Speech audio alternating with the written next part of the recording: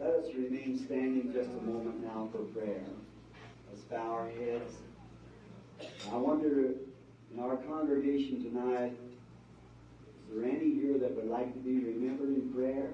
Make your request known as we raise our hands to God.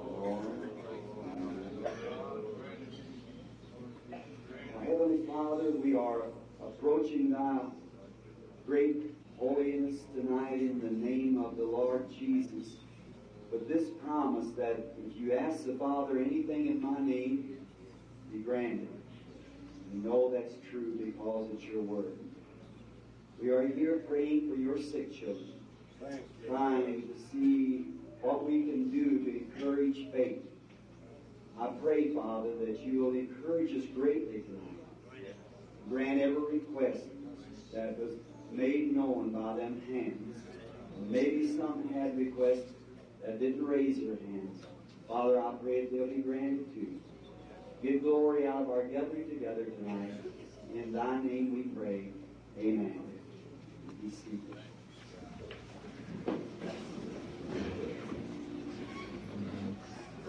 I think I'm the one that's guilty of doing these in transposition.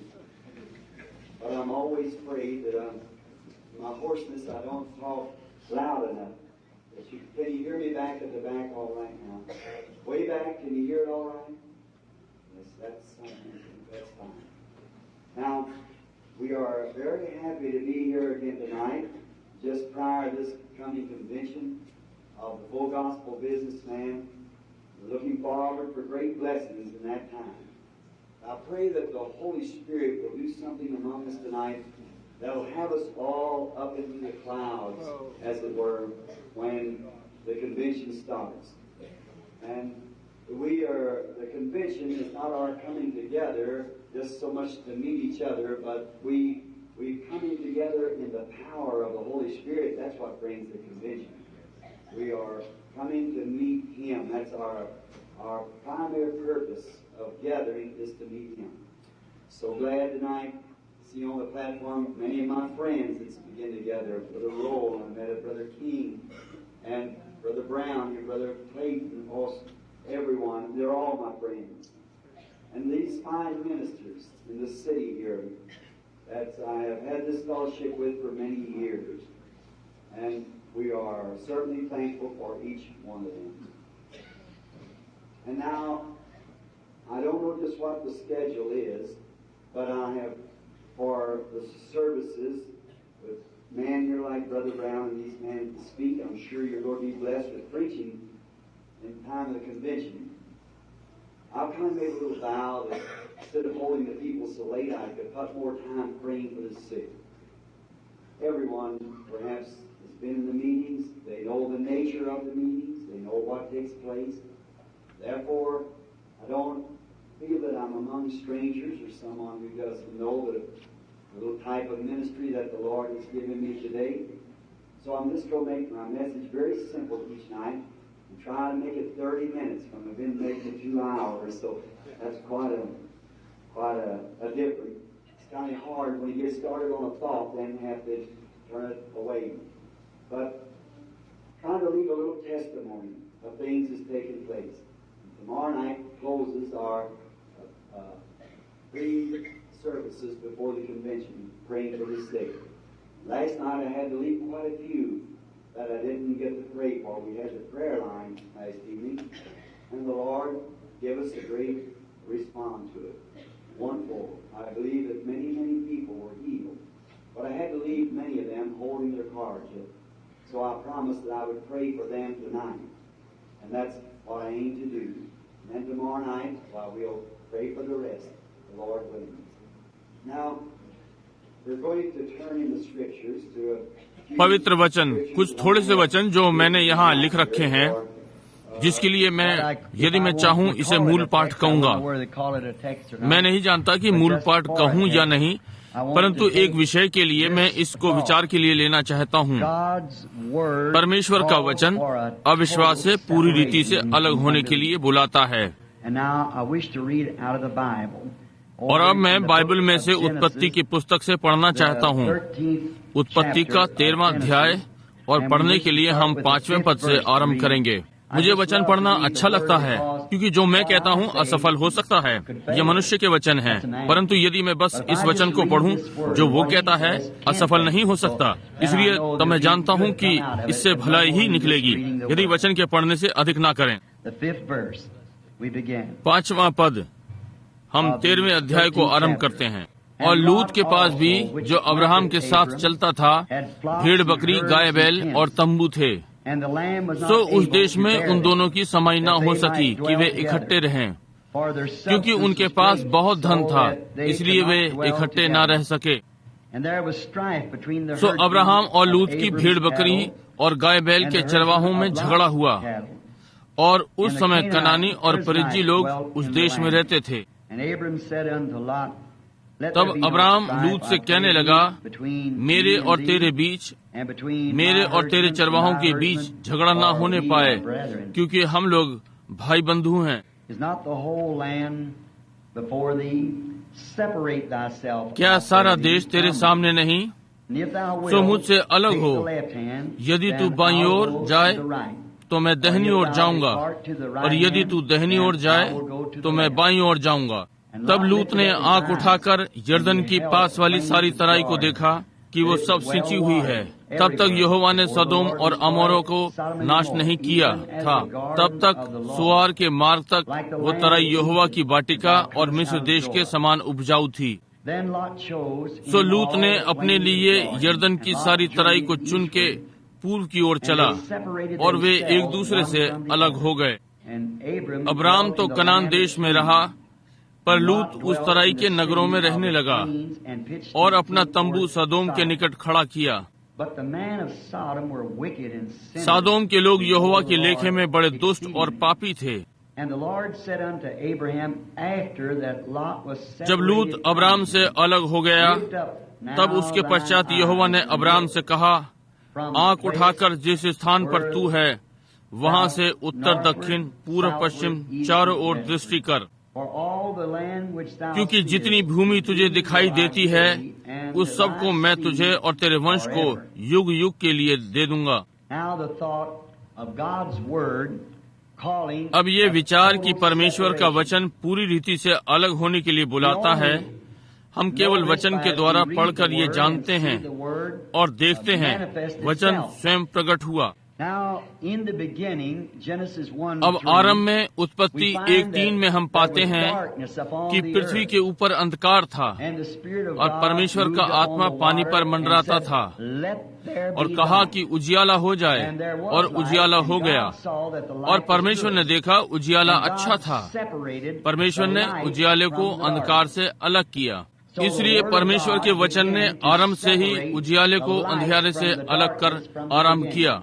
इसलिए ये आज के दिन तक वैसा ही है। जैसा कि कल रात्रि मैंने यीशु के लिए कहा, जब वो केवल 12 वर्ष का था और गलती करते हुए कि वो उसकी माँ है, जिसे कि लोगों के द्वारा दावा किया गया कि वो परमेश्वर की माँ, और कैसे उस स्त्री ने कहा, क्यों तेरा पिता और मैंने तुझे आंसुओं के साथ ढूंढा, और तुरंत वो वचन होने के नाते बोला, क्या तुम नहीं जानते मुझे मेरे पिता के कार्य में होना अवश्य है? देखिए, वो उसका यूसुफ का पुत्र होने की घोषणा कर रही थी, परंतु वो यूसुफ का पुत्र नहीं था। यदि वो यूसुफ का पुत्र होता तो वो उसके संग होता, परंतु वो पिता के साथ उसके कार्य में था। इसलिए वचन सदा सुधार करने वाला और सही होता है, और वचन सदा हर गलती को ठीक करता है। अब पृथ्वी, जो परमेश्वर पृथ्वी का प्रयोग करने जा रहा था, और ये पूरी रीति से अंधकारमय थी, परमेश्वर का आत्मा बोला और कहा, उजियाला हो जा, और उसने उजियाले को अंधकार से अलग किया, और वो उसे तभी से कर रहा है, उजियाले को अंधियारे से अलग कर रहा है। परमेश्वर का वचन आरंभ में पानी को भूमि से अलग करता है। परमेश्वर बोला और पानी भूमि से अलग हो गया। इसलिए इसका एक कारण था। परमेश्वर कभी भी वचन नहीं बोलता है जब तक कि वचन को बोलने का कारण ना हो। वो आपकी और मेरी तरह नहीं है। हम बस, या विशेषकर मैं, जो बहुत सी मूर्खता की बातें बोलता हूँ। परमेश्वर हर वचन को एक अर्थ के साथ बोलता है, और कुछ जो वो पाने का यत्न कर रहा है, और वो अपने वचन के द्वारा पाएगा, और ये ठीक वही करेगा जो उसने कहा ये करेगा। अब यदि परमेश्वर ने कहा उजियाला हो और वहाँ उजियाला नहीं था, तब वो नहीं था। ये परमेश्वर ने नहीं कहा था, समझे?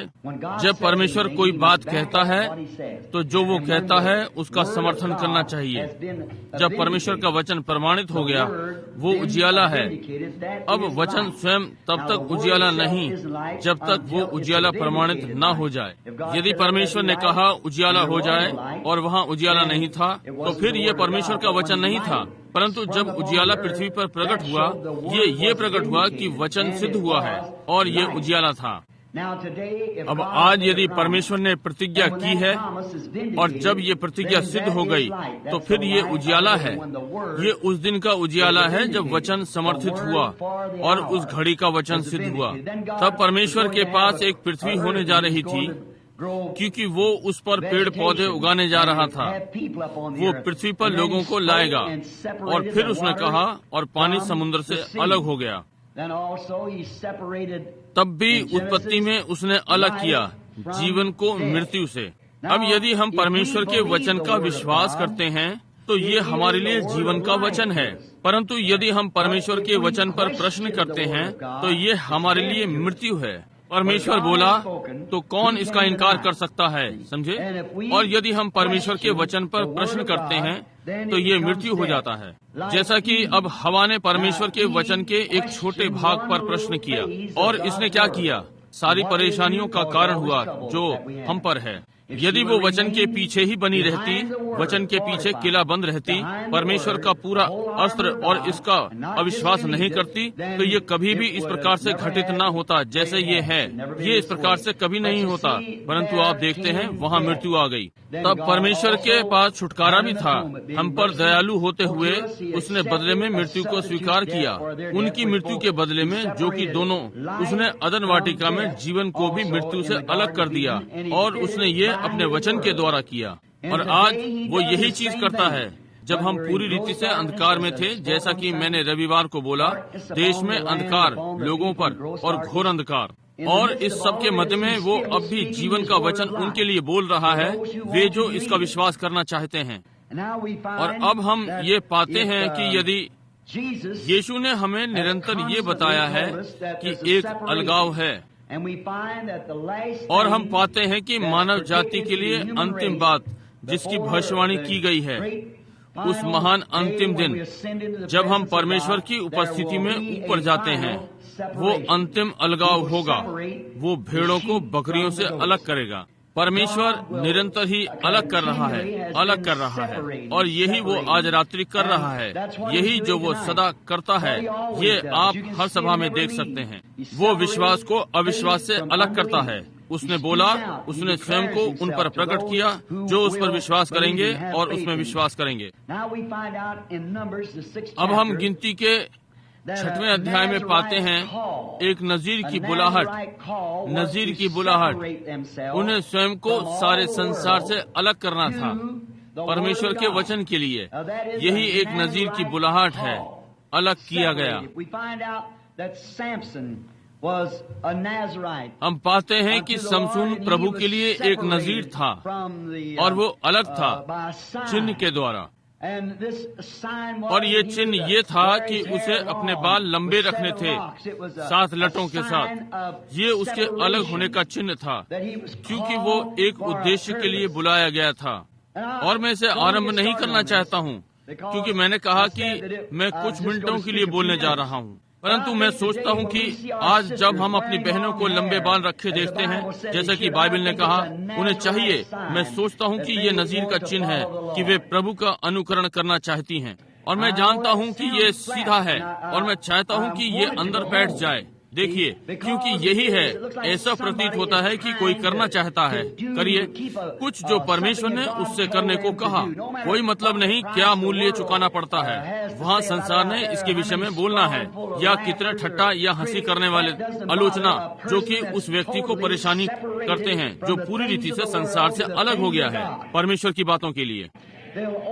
वे वचन को मानेंगे और स्वयं को संसार की चीजों से अलग करेंगे क्योंकि वचन उनको अलग करता है।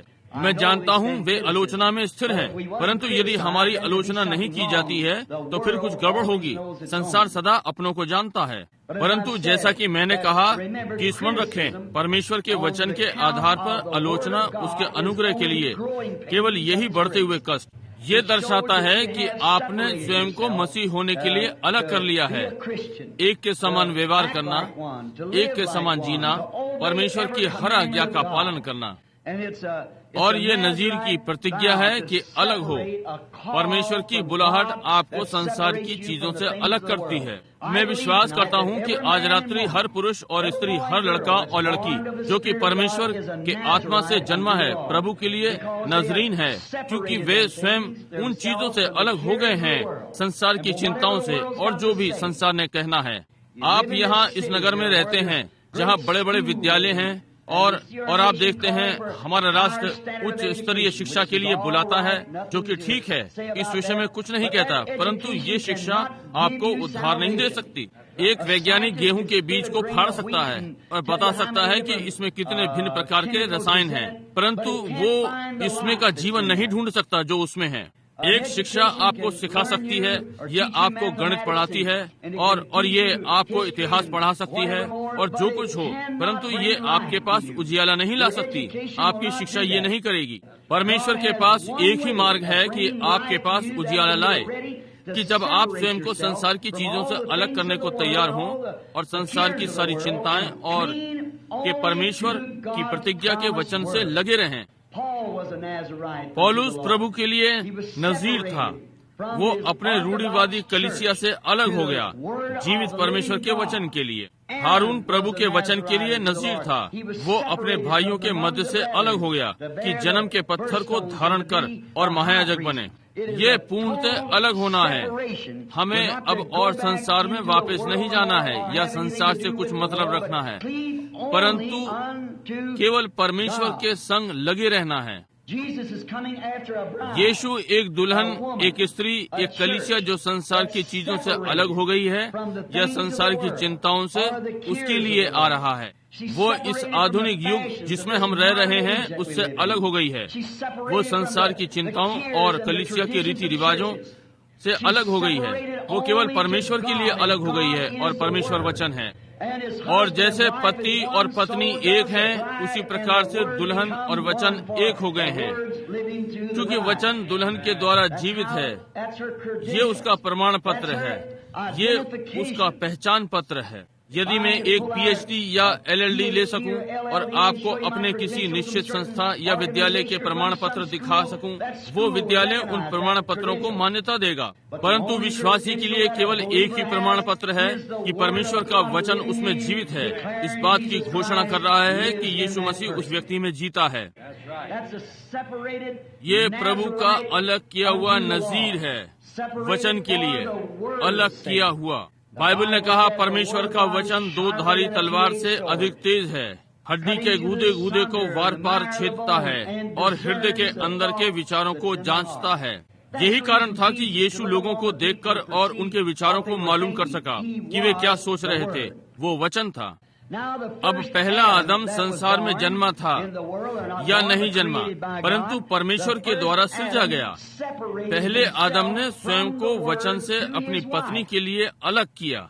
अब वो वचन के साथ रह सकता था यदि वो चाहता, परंतु उसने स्वयं को वचन से अलग किया कि अपनी पत्नी के संग रहे। ठीक यही साधारण शारीरिक कलीसिया का सदस्य आज करता है। स्वयं को सत्य जीवन वचन से अलग करता है कि अपनी कलीसिया को पकड़े रहे। जहाँ की हवा ने वचन पर प्रश्न किया कि परमेश्वर दंड देगा या नहीं, शैतान ने प्रश्न रखा, हवा ने इसका विश्वास किया। और जब आज कलीसिया ने परमेश्वर के वचन पर प्रश्न किया, क्या वो एक सा है? क्या वो अब भी अपनी कलीसिया में रह रहा है और अपने चिन्ह और आश्चर्य कर्म कर रहा है जो उसने जब वो यहाँ पृथ्वी पर था किए थे, जो कि उसने हमसे संत यूहन्ना 14:12 में इतनी निश्चित प्रतिज्ञा दी है। वो जो मुझ पर विश्वास करता है तो जो काम मैं करता हूँ वो भी करेगा, वो इससे भी बड़े बड़े कार्य करेगा, क्योंकि मैं पिता के पास जाता हूँ। विश्वास करने वालों के ये चिन्ह होंगे, उनसे होंगे। आज लोगों से ये प्रश्न है, क्या वास्तव में उसका ये अर्थ था? और जब आप वो स्वीकार करते हैं जो कलीसिया कहती है, क्या वास्तव में उसका ये अर्थ है? तब जब आप स्वयं को उसी स्थिति में रखते हैं जिसमें आदम ने रखा और स्वयं को कलीसिया की स्त्री से जोड़ लेते हैं इस संसार से, और स्वयं को परमेश्वर की आशीषों से जो उसने प्रत्येक विश्वासी के लिए प्रतिज्ञा दी है, वो स्वयं को संसार से अलग होकर वचन से जोड़ लेगा। अब ये सत्य है। हमारे पास आज के दिन में जीवित रहने का सौभाग्य है कि जब परमेश्वर का वचन, जिसे हम प्रत्येक युग के लिए जो ठहराया गया देख चुके हैं, कुछ निश्चित चीजें जो घटित होनी हैं। जब ये ठहराया हुआ भाग कभी कभी मनुष्य आश्चर्य करता है कि ये कैसे होने जा रहा है। प्रोफेसरों और अपने विचार हैं, परंतु उन युगों में परमेश्वर ने सदा अपने नबी भेजे और प्रभु का वचन नबी के पास आता है और वचन को उस पीढ़ी के लिए प्रमाणित करता है। और भविष्यद्वक्ता सदा नजीर होते थे, हर चीज से अलग होकर परमेश्वर के वचन का पालन करने के लिए। क्या आपको स्मरण नहीं पतरस और यूहन्ना ने क्या कहा? क्या हमारे लिए ये ठीक है कि हम मनुष्य की माने या परमेश्वर की? जब उन्होंने उनसे पेंतिकोस्त के अनुभव के विषय में प्रश्न किया। अब पहले मनुष्य ने स्वयं को अलग किया। पहले आदम ने वचन से कि अपनी पत्नी के संग जाए। ये प्रश्न हुआ कि परमेश्वर ने अपने वचन को बनाए रखा या नहीं। गुनगुने का क्या सिद्ध उदाहरण। आज शारीरिक विचारों वाला विश्वासी जो कि अब भी उन्हीं रीति रिवाजों से चिपका रहना चाहता है जो वे कहते हैं, बजाय कि जो वचन कहे वो ले। बहुत ही वास्तविक प्रतीक। वो अपनी पत्नी के लिए अलग हो गया था। शारीरिक विश्वासी वचन से अलग हो गया, कलीसिया से मिल गया। परंतु जब दूसरा आदम स्त्री के गर्भ में उत्पन्न किया गया था और संसार में आया, वो परमेश्वर के वचन के लिए नजीर था। वो संसार से अलग किया गया था वचन के लिए। अब इब्रानियों का 7वां अध्याय 26वां पद हमें बताता है कि वे याजक निरंतर मरते रहे, परंतु ये यीशु पवित्र था और पापियों से अलग किया गया। आप अविश्वास है, उसमें कोई भी अविश्वास नहीं पाया गया, कहीं भी नहीं। जब वो यहाँ पृथ्वी पर था, उसने कहा, पाप के लिए मुझे कौन दोषी ठहरा सकता है? पाप अविश्वास है। यदि मैंने वो नहीं किया जिसकी भविष्यवाणी इस युग के लिए की गई, यदि जो मसीह को करना है मैंने वो नहीं किया है, तो फिर मेरा विश्वास मत करो। कहा, पवित्र लेखों में खोजो, उनमें तुम सोचते हो कि तुम्हें अनंत जीवन मिलता है, और वे वही हैं जो मेरी गवाही देते हैं, तुम्हें बताते हैं कि वो कौन है। क्यों? अदन से इसकी भविष्यवाणी हो रही थी कि एक बचाने वाला आएगा। भविष्यद्वक्ता ने कहा वो कुंवारी से जन्म लेगा और कैसे वो इमैनुएल कहलाएगा, और वो युक्ति करने वाला, शांति का राजकुमार, सामर्थी परमेश्वर भी होगा। और उन्होंने उस पर इसी का दोष लगाया कि स्वयं को परमेश्वर बनाता है। वो परमेश्वर था और वो था शांति का राजकुमार, शक्तिमान परमेश्वर, और वो सदा काल का पिता। उसे छोड़ और कोई पिता नहीं है।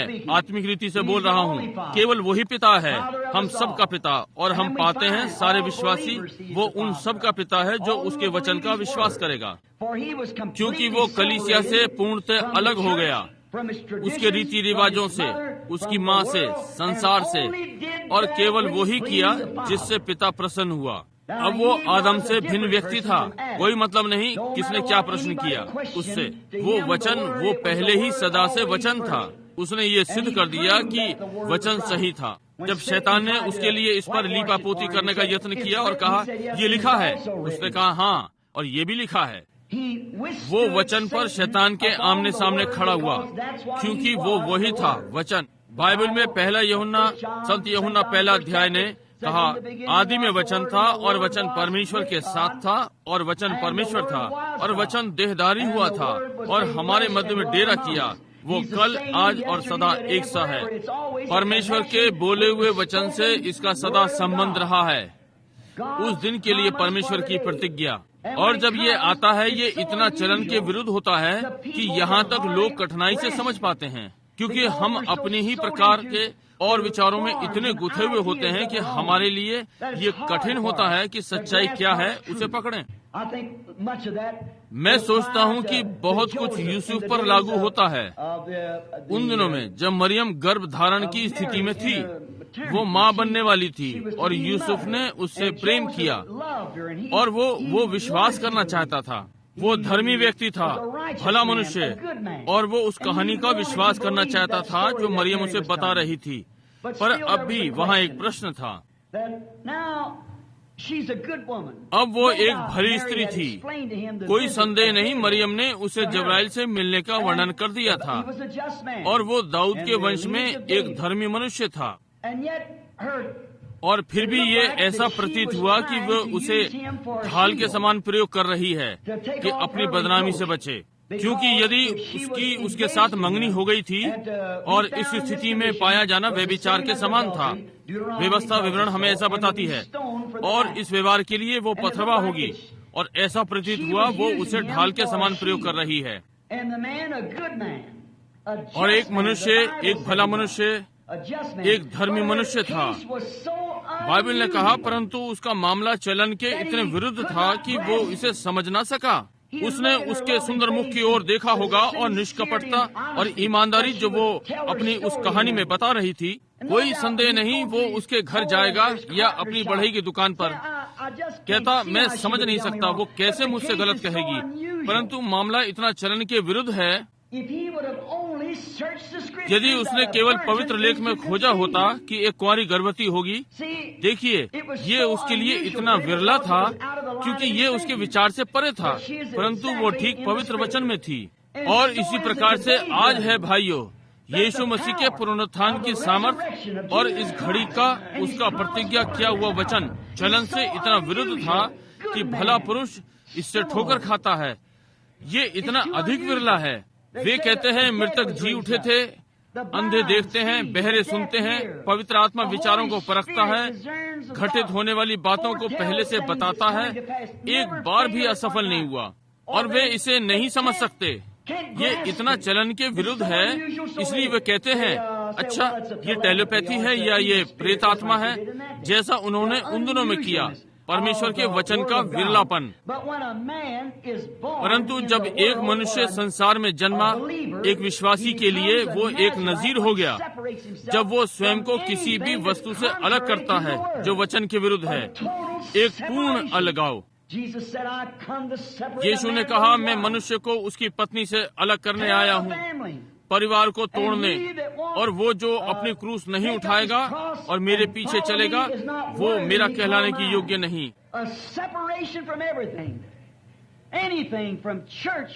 हर चीज, किसी भी चीज से अलग, कलीसिया से, बिरादरी से, एक विश्वास से या परिवार या कुछ भी जो आपके और परमेश्वर के समस्त वचन के बीच में हो। यदि आपका प्राण इस घड़ी के प्रत्येक प्रतिज्ञा पर आमीन से पूर्ण विराम न लगाएगा तो कहीं कुछ गड़बड़ है। आपको अलगाव की आवश्यकता है। इसलिए यीशु वचन देहधारी था और वो पूरी रीति से पापियों से अलग था, अविश्वासियों से, कि वचन स्वयं ही पूर्णतः उमड़ा और पूरी रीति से उसमें होकर बहा, कि उसने कहा मैं तब तक कुछ नहीं करता जब तक कि मैं पहले पिता को करते ना देख लूं। वे उससे पूछ रहे थे, चीजों के विषय में प्रश्न कर रहे थे। उसने कहा मैं तुमसे सच सच कहता हूँ कि पुत्र स्वयं में कुछ नहीं कर सकता, केवल वही जो पिता को करते देखता है, और हर चीज को देखता है। जो उसने कहा सिद्ध था। उसे इस विषय में पूछना नहीं था, इस विषय पर सोचना। ये सिद्ध था, और उसका सिद्ध सत्य सदा सत्य को गलत से अलग करता है। यहाँ तक कि जैसे मैं इसका फिर से उल्लेख करूंगा, उसकी माँ ने कहा तेरा पिता और मैं उन याजकों के सामने जिसकी उसने गवाही दी कि ये कुंवारी से जन्मा पुत्र है। परंतु दुख की घड़ी में कैसे एक 12 वर्ष का लड़का, और उनके पास उसका कोई अभिलेख नहीं है कि वो विद्यालय में भी था, उसकी बुद्धि इतनी महान कैसे हो सकती है कि वो याजकों से विवाद करे, संतों से, सुशिक्षित मनुष्य से। और क्यों, कब उसने इस यूसुफ को उसका पिता कहा, तुरंत ही परमेश्वर के वचन ने वो अलग हो गया था। वो वचन था और वचन ने गलती को ठीक कर दिया। क्या तुम नहीं जानते कि मुझे अपने पिता के कार्य में होना चाहिए? वो एक छोटा 12 वर्ष का लड़का नहीं था, वो वचन था। परमेश्वर इस छोटे बालक के मुंह से बोल रहा था कि गलती को ठीक करे, अलग कर रहा था, जैसा कि उसने आरंभ में किया था, अंधकार को उजियाले से, झूठ को सत्य से, मृत्यु को जीवन से। ये अलगाव है। वचन सदा कुल और पूरा अलगाव मांगता है, चाहे जो हो। यीशु ने कहा, हर मनुष्य का वचन झूठा हो और मेरा सच्चा। इन सारे युगों में होते हुए यही चीज घटित हुई। ये अलग होना है। वो सदा अपने लोगों को अविश्वास से अलग करता है। उसने ये आदि में किया, आज भी वो वैसा ही करता है। हर एक भविष्यद्वक्ता अविश्वास से अलग किया गया। कारण उन्होंने ये किया क्योंकि प्रभु का वचन उनके पास आया। अब मैं विश्वास करता हूँ एक रात्रि कहीं, संभवतः यहाँ रविवार या बीती रात्रि, जो कि मैं बोल रहा था कि वचन क्या है। पुराने नियम में भविष्यद्वक्ता का अर्थ, इसका अर्थ एक मनुष्य, एक देवीय, एक मनुष्य जो भविष्य की घटनाओं को बताता है जो घटित होने को थी। और जब वे ठीक घटित होती, बिना असफलता के ठीक वैसे ही घटित होती जैसा उसने कहा, तो परमेश्वर ने कहा उस मनुष्य की सुनना या उसको सुनो, उससे डरो क्योंकि मैं उसके साथ हूँ। तब उसके पास लिखे हुए वचन का अनुवाद था, क्योंकि वही उसका प्रमाण पत्र है पहचान का कि वो परमेश्वर का भविष्यद्वक्ता है, और वचन उसके पास आया। ये ठीक बात है। अब अलगावकरण, ये यशायाह को कलीसियाई संसार से अलग करता है। ये मूसा को कलीसियाई संसार से अलग करता है। ये सारे महान भविष्यद्वक्ताओं को अलग करता है युगों में होते हुए कलीसियाई संसार से, क्योंकि इसने यीशु को उसके भाइयों से अलग किया। इसने प्रेरितों को उस दिन की कलीसिया से अलग किया। फरीसी, सदूकी, महान व्यक्ति, पवित्र लोग, भले मनुष्य, अच्छे मनुष्य, नम्र लोग जिनके पास आत्मा के फल जो यीशु ने अभ्यास किए उससे अधिक थे। परंतु उसका प्रमाण पत्र क्या था? वचन उसके साथ था। उस दिन की वचन की प्रतिज्ञा उसके द्वारा जी रही थी। उसने कहा, तुम में से कौन मुझे पाप के लिए दोषी ठहराता है? तुम में से कौन ये कह सकता है जिसका मैंने दावा किया घटित नहीं हुआ? कि क्योंकि उसने दर्शाया कि वो प्रभु का अलग किया हुआ नजीर था। वो स्वयं में देह में प्रभु था। अब्राहम भी वो भी संसार से अलग किया गया व्यक्ति था। जब परमेश्वर ने अब्राहम को 75 वर्ष की आयु में बुलाया, अपने आप को अपनी बिरादरी से अलग कर और सारे अविश्वास से, और उस संसार में आ जा जिसमें तू पहले कभी नहीं चला, उन लोगों के मध्य में जिनको तूने पहले कभी नहीं जाना। बाहर आ और अपने को किसी से भी अलग कर जो तू विश्वास कर रहा है उससे भिन्न है, ताकि तू प्रभु के लिए नजीर होगा, क्योंकि वो पुत्र की प्रतिज्ञा को थामे हुए था।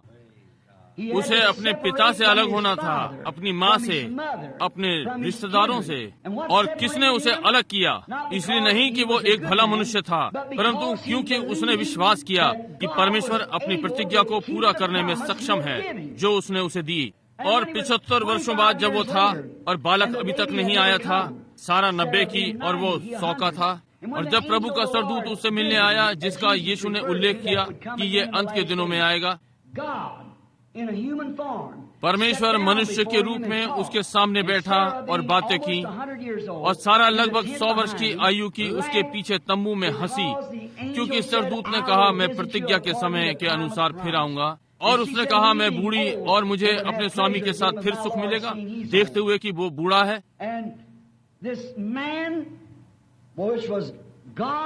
और ये मनुष्य जो कि परमेश्वर देह में था, बोला, सारा तंबू में क्यों हंसी? अब वो घूमी और इसका इनकार करने का यत्न किया, परंतु उसने कहा, हाँ, परंतु तू हंसी थी, क्योंकि उसने इसका विश्वास नहीं किया कि ये ठीक बात हो सकती थी। अब ध्यान दें, यीशु ने कहा, ये फिर से आएगा। जैसा कि ये सदोम के दिनों में था, ऐसा ही मनुष्य के पुत्र के आने के दिनों में होगा। परमेश्वर का आत्मा फिर से मरणहार मनुष्य की देह पर आएगा। इस मनुष्य ने बछड़े का मांस खाया, गाय का दूध पिया, और मानव देह में मक्खन और रोटी खाई।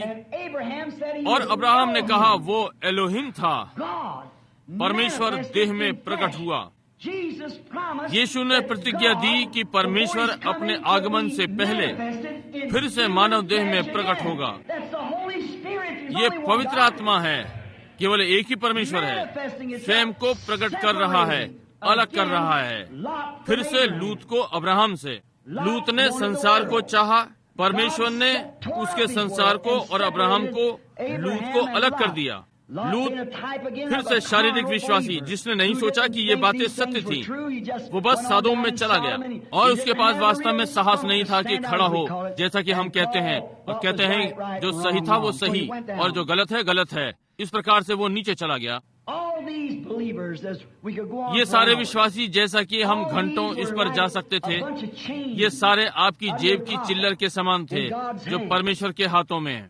आप अपनी जेब से चिल्लर निकालते हैं, उसमें पाई, 10 पैसे, 20 पैसे, चवन्नी, आधा डॉलर, डॉलर, सब सिक्कों में है। अब ऐसे ही संसार है परमेश्वर के हाथों में। कुछ लोग हैं, उनकी पाई जैसी कीमत है, परमेश्वर उन्हें केवल पाई के समान प्रयोग कर सकता है। वे बस उतना ही खरीद सकते हैं। उनको अस्वीकार न करें। यदि वे वास्तविक सत्य का विश्वास नहीं कर सकते, उन्हें छोड़िए नहीं, उन्हें बाहर न निकालें और कहें कि तुम इसमें नहीं हो, क्योंकि कभी कभी परमेश्वर पाई को भी प्रयोग करता है।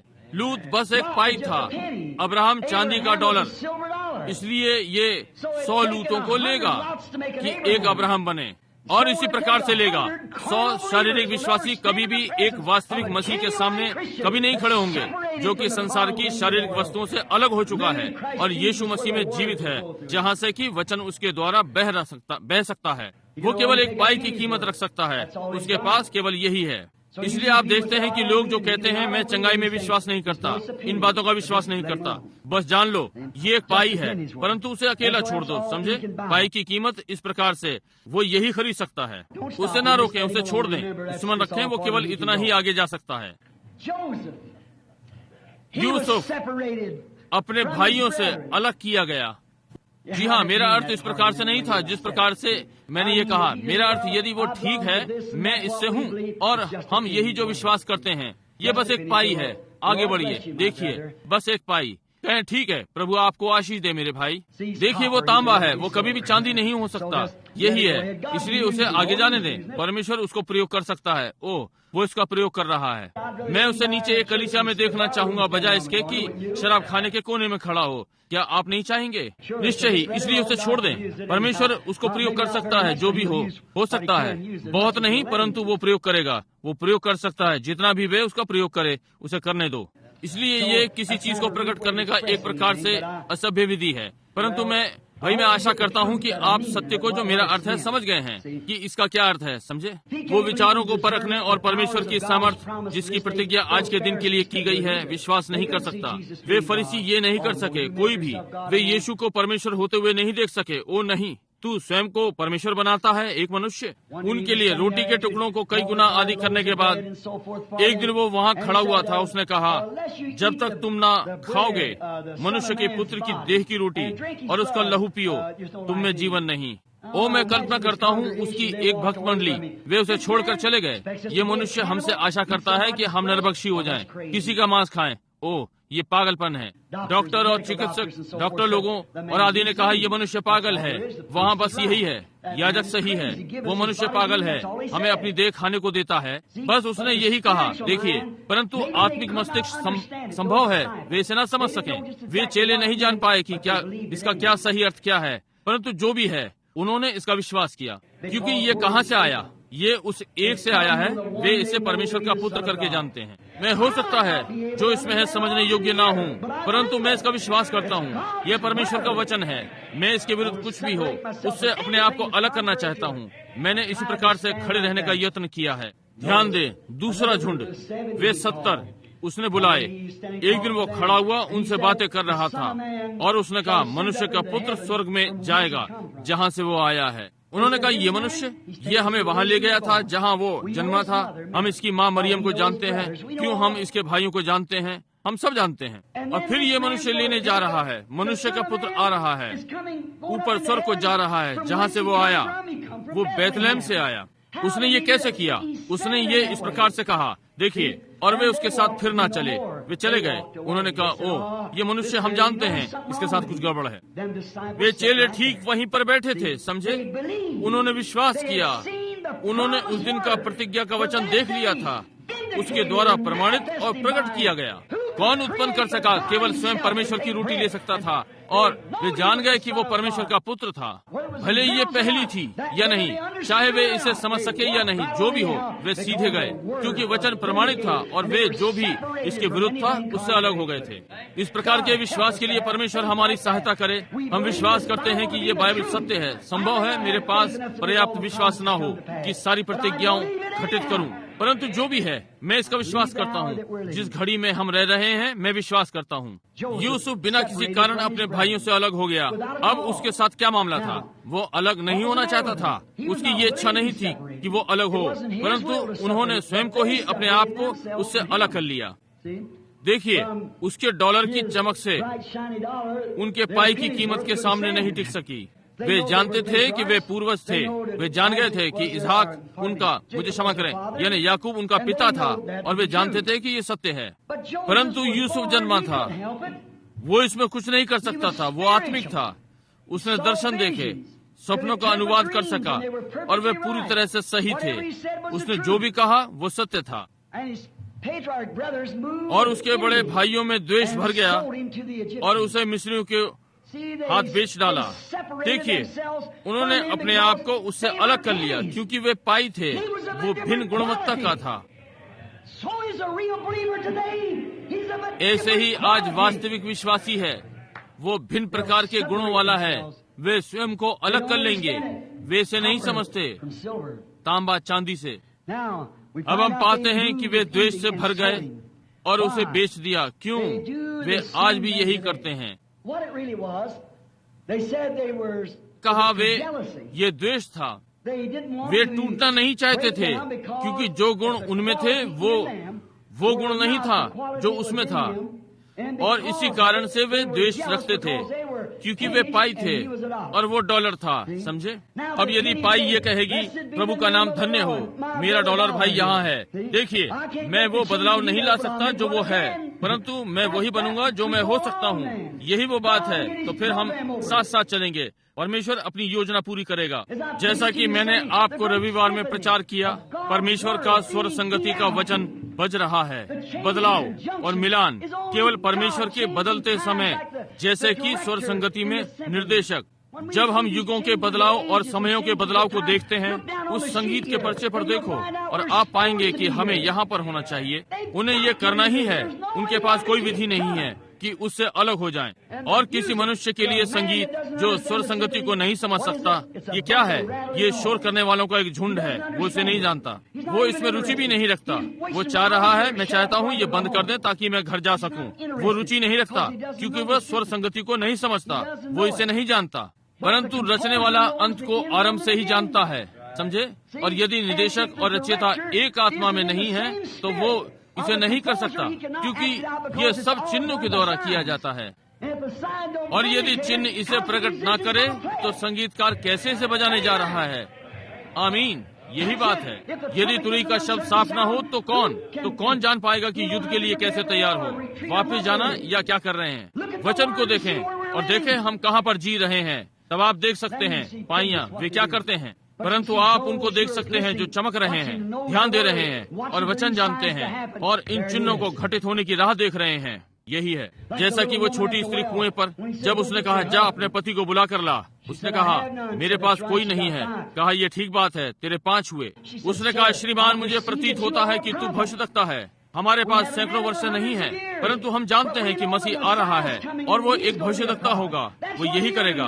उसने कहा मैं वही हूँ। वो स्वर संगति बिल्कुल ठीक बज रही थी, नीचे से ऊंचे तक। वो नगर को भाग गई और कहा आओ एक मनुष्य को देखो। उसने जो मैंने किया मुझे सब बता दिया। क्या यही तो मसीह नहीं जिसकी हम राह देख रहे थे? निश्चय ही। देखिए, वो समझ गई स्वर संगति में संगीत का पर्चा क्या है। ये विश्वास को अविश्वास से अलग करता है। केवल विश्वास सकता है। ये कलीसिया के द्वारा नहीं आता है। विश्वास परमेश्वर के वचन को सुनने के द्वारा आता है, जानते हुए कि ये क्या है।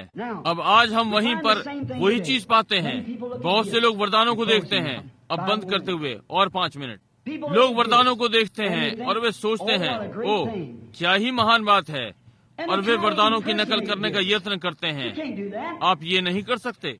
आप एक पाई को डॉलर में नहीं बदल सकते। आप इसको डिम में नहीं बदल सकते। देखिए, इसे चवन्नी नहीं बना सकते। ये पाई है। परंतु यदि आप आपको एक पाई के समान पहचानोगे और बाकी चिल्लर के साथ जाते हैं, देखिए, परमेश्वर आपको प्रयोग कर सकता है। हम सब कुछ करने के योग्य नहीं हो सकते। वहाँ हर कोई नहीं था। जब परमेश्वर ने इजराइल को मिस्र से बाहर निकाला तो हर कोई वो नहीं कर सकता था जो मूसा कर सकता था, परंतु उन्होंने इसका विश्वास किया। ये ठीक बात है। उन्होंने मूसा का विश्वास किया क्योंकि वे जान गए थे कि वो इस घड़ी का चिन्ह था और परमेश्वर ने सिद्ध कर दिया था कि उसके पास उसका वचन है। उन्होंने कहा फिरौन के पास भाले हैं। उसने कहा परंतु मूसा के पास उसका वचन है। यही है।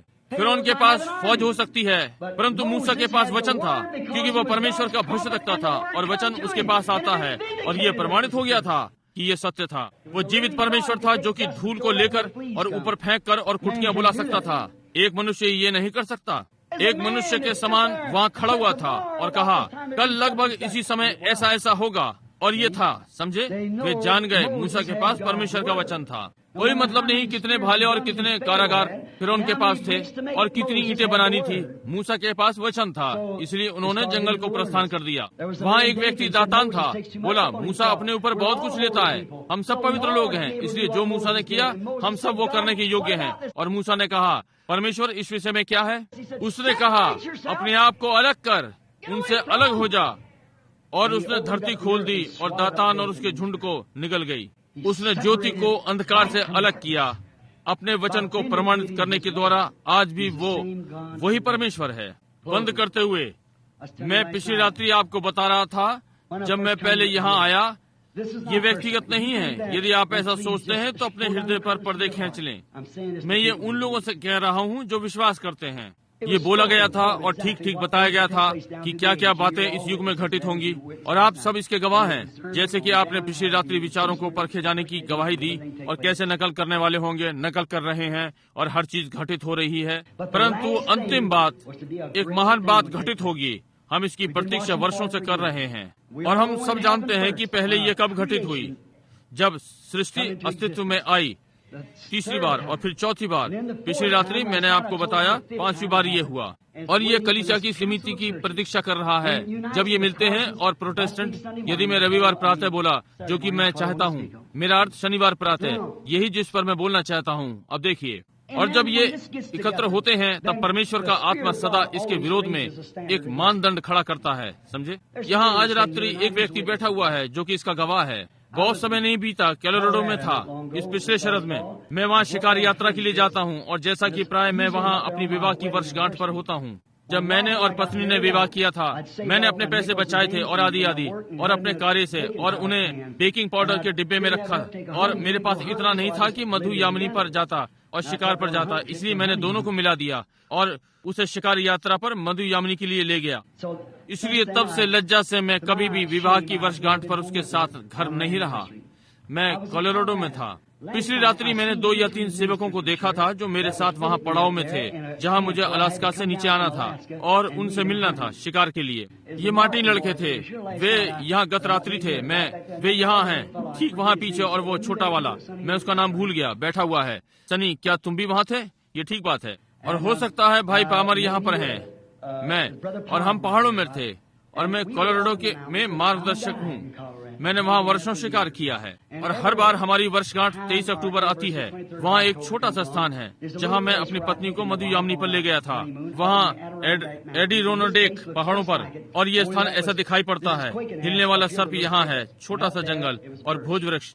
और मैं वहाँ 23 को पहुँचा दिन में किसी समय। मैंने अपनी टोपी उतारी और प्रभु को धन्यवाद दिया। एक अच्छी ईमानदार पत्नी जो कि मेरे लिए वफादार और मेरे लिए इन दिनों में बहुत प्रेमी रही और मेरी सहायता की, जैसे कि मैं सुसमाचार प्रचारने को जाऊंगा। और इस वर्ष कोलोराडो में भयंकर सूखा था, जैसे कि सारे इलाके में था। और अचानक से वहाँ पर मैं समझता हूँ कि 200 व्यक्ति या 100 व्यक्ति हमसे आगे थे। क्षमा करें, 100 व्यक्ति हमसे आगे पड़ाव के ऊपर थे और वे वहाँ 4-5 दिनों से शिकार कर रहे थे। और मैंने एक हिरन मारा, एक ही जिसे मैं वर्षों से मार रहा था। और परंतु मैं नीचे कोहरा आ गया और मैं उसे देख नहीं पाया, मैं उसे ढूंढ नहीं सका। और उस दिन मैं उसी का शिकार खेल रहा था। और अगले दिन फोन यानी रेडियो पर आया बर्फ की आंधी आ रही है जो कि एक ही रात्रि में इन पहाड़ों पर 20 फीट बर्फ गिरा देगी। और इसलिए मैंने भाइयों से कहा, मैंने उन्हें अंदर बुलाया। मार्टिन लड़के भी वहाँ पर थे। मैंने कहा, भाइयों, आपने सुना कि रेडियो ने क्या कहा? यदि तुम जाना चाहते हो तो अच्छा है अभी, क्योंकि फिर देर होने जा रही है। तुम्हें यहाँ 1 सप्ताह के लिए रुकना पड़ सकता है और मुझे जाना चाहिए, क्योंकि अगले सोमवार मेरी एक सभा है, Christian businessman, full gospel businessman chapter tuition में। जो भी है, अपना चुनाव करो। यदि तुम टिकना चाहते हो, मैं तुम्हारा मार्गदर्शक हूँ, मैं तुम्हारे साथ यहाँ पर हूँ। हर एक ने मत दिया, हम रुकेंगे, हम रुकेंगे। मार्टिन लड़कों के पास कम गति का ट्रक, या बल्कि तेज गति का ट्रक था। वे सारे, हमारे पास कुछ एक हिरन और थे, हमने वो मार्टिन भाइयों को दे दिए और वे चले गए, क्योंकि वे बाहर नहीं निकलेंगे। बस इस प्रकार से वे यहाँ आज रात्रि एक गवाह के रूप में बैठे हुए हैं। और फिर अगले दिन मैंने सोचा, ठीक उस दिन बर्फ नहीं गिरी जिस दिन वे गए।